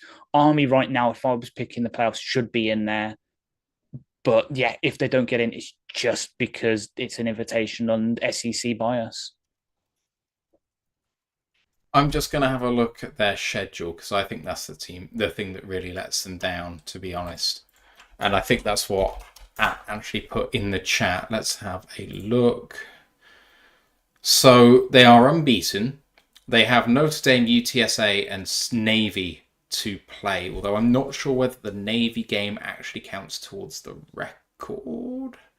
It's not. It's like this, and that's a weird bowl season, isn't it? I don't think it officially counts. No. So their wins so far against Lehigh, Florida Atlantic, Rice Temple, Tulsa, UAB, East Carolina, Air Force, and North Texas. They beat number 10 ranked Notre Dame.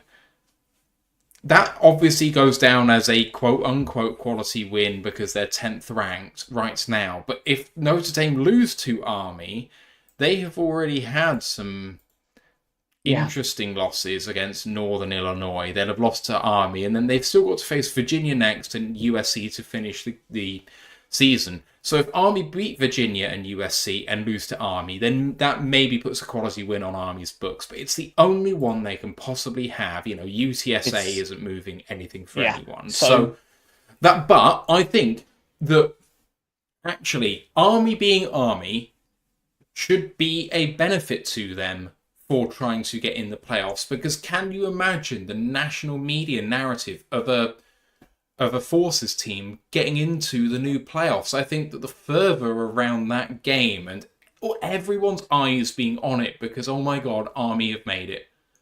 I think that would be incredible television. So maybe the style of play isn't the easiest on the eye, and yet it's the most technically beautiful way to play the game. Exactly. So I don't think any of that's holding them back. It's just their record has been a cakewalk, and they've blown everyone away pretty much, but so what?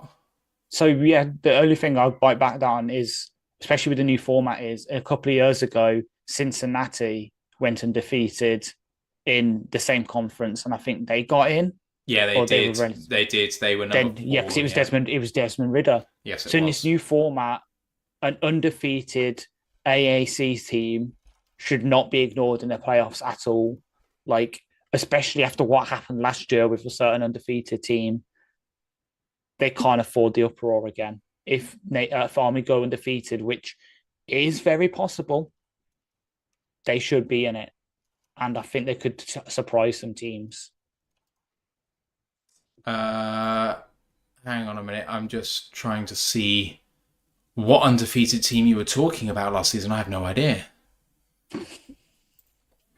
Right. That is all she wrote for this one, folks. So thank you very much for staying with us. Our next show is going to be the College Football Podcast on Wednesday. It's going to be at 2 p.m. Eastern Time. We're going to be having a look back at Week 11 and looking ahead to Week 12. And the preview show for the Jacksonville Jaguars game is going to be straight after that. So it's going to be, I think we've penciled it in for 5 Eastern, which is 10 p.m. UK time. So I know that Ash is working, but maybe can pop on for the last 20 minutes or something to give your nuanced takes on the game as me and Ant battle it out. We hope you can join us for both of those before us being live for the Jags game on Sunday, as we always are. Ash, I hope you can make that as well. Yep. Great stuff. All right. So, socials, you know what to do. It really does help us out. Obviously, the Lions being great has helped us a little bit, but every subscription really counts and helps us out with the algorithm and all that stuff. So thank you in advance for that. YouTube, Twitch, Facebook, Instagram, Twitter, TikTok, and there's a Facebook group as well. One of our own was at the game on Sunday. Looked like a terrific thing. He was actually had sideline passes, so was walking along the back of the end zone before the game started, which was really cool. You can see all the pictures and stuff like that on Detroit Lions Fans UK One Pride Worldwide. There's their website, rotluk.com, where you can find Ash's articles for pre-game stuff, preview stuff, and also I'll put the odd one on here and there if there's anything notable for me. Just remains me to thank all of you for listening, for Ash for doing this with me, and Stephen Collins at the top of the show for joining us briefly, which was great to see him. Thank you, everybody. We'll see you on Wednesday. Let's go, Lions. One Pride. On Pride. Recording stopped.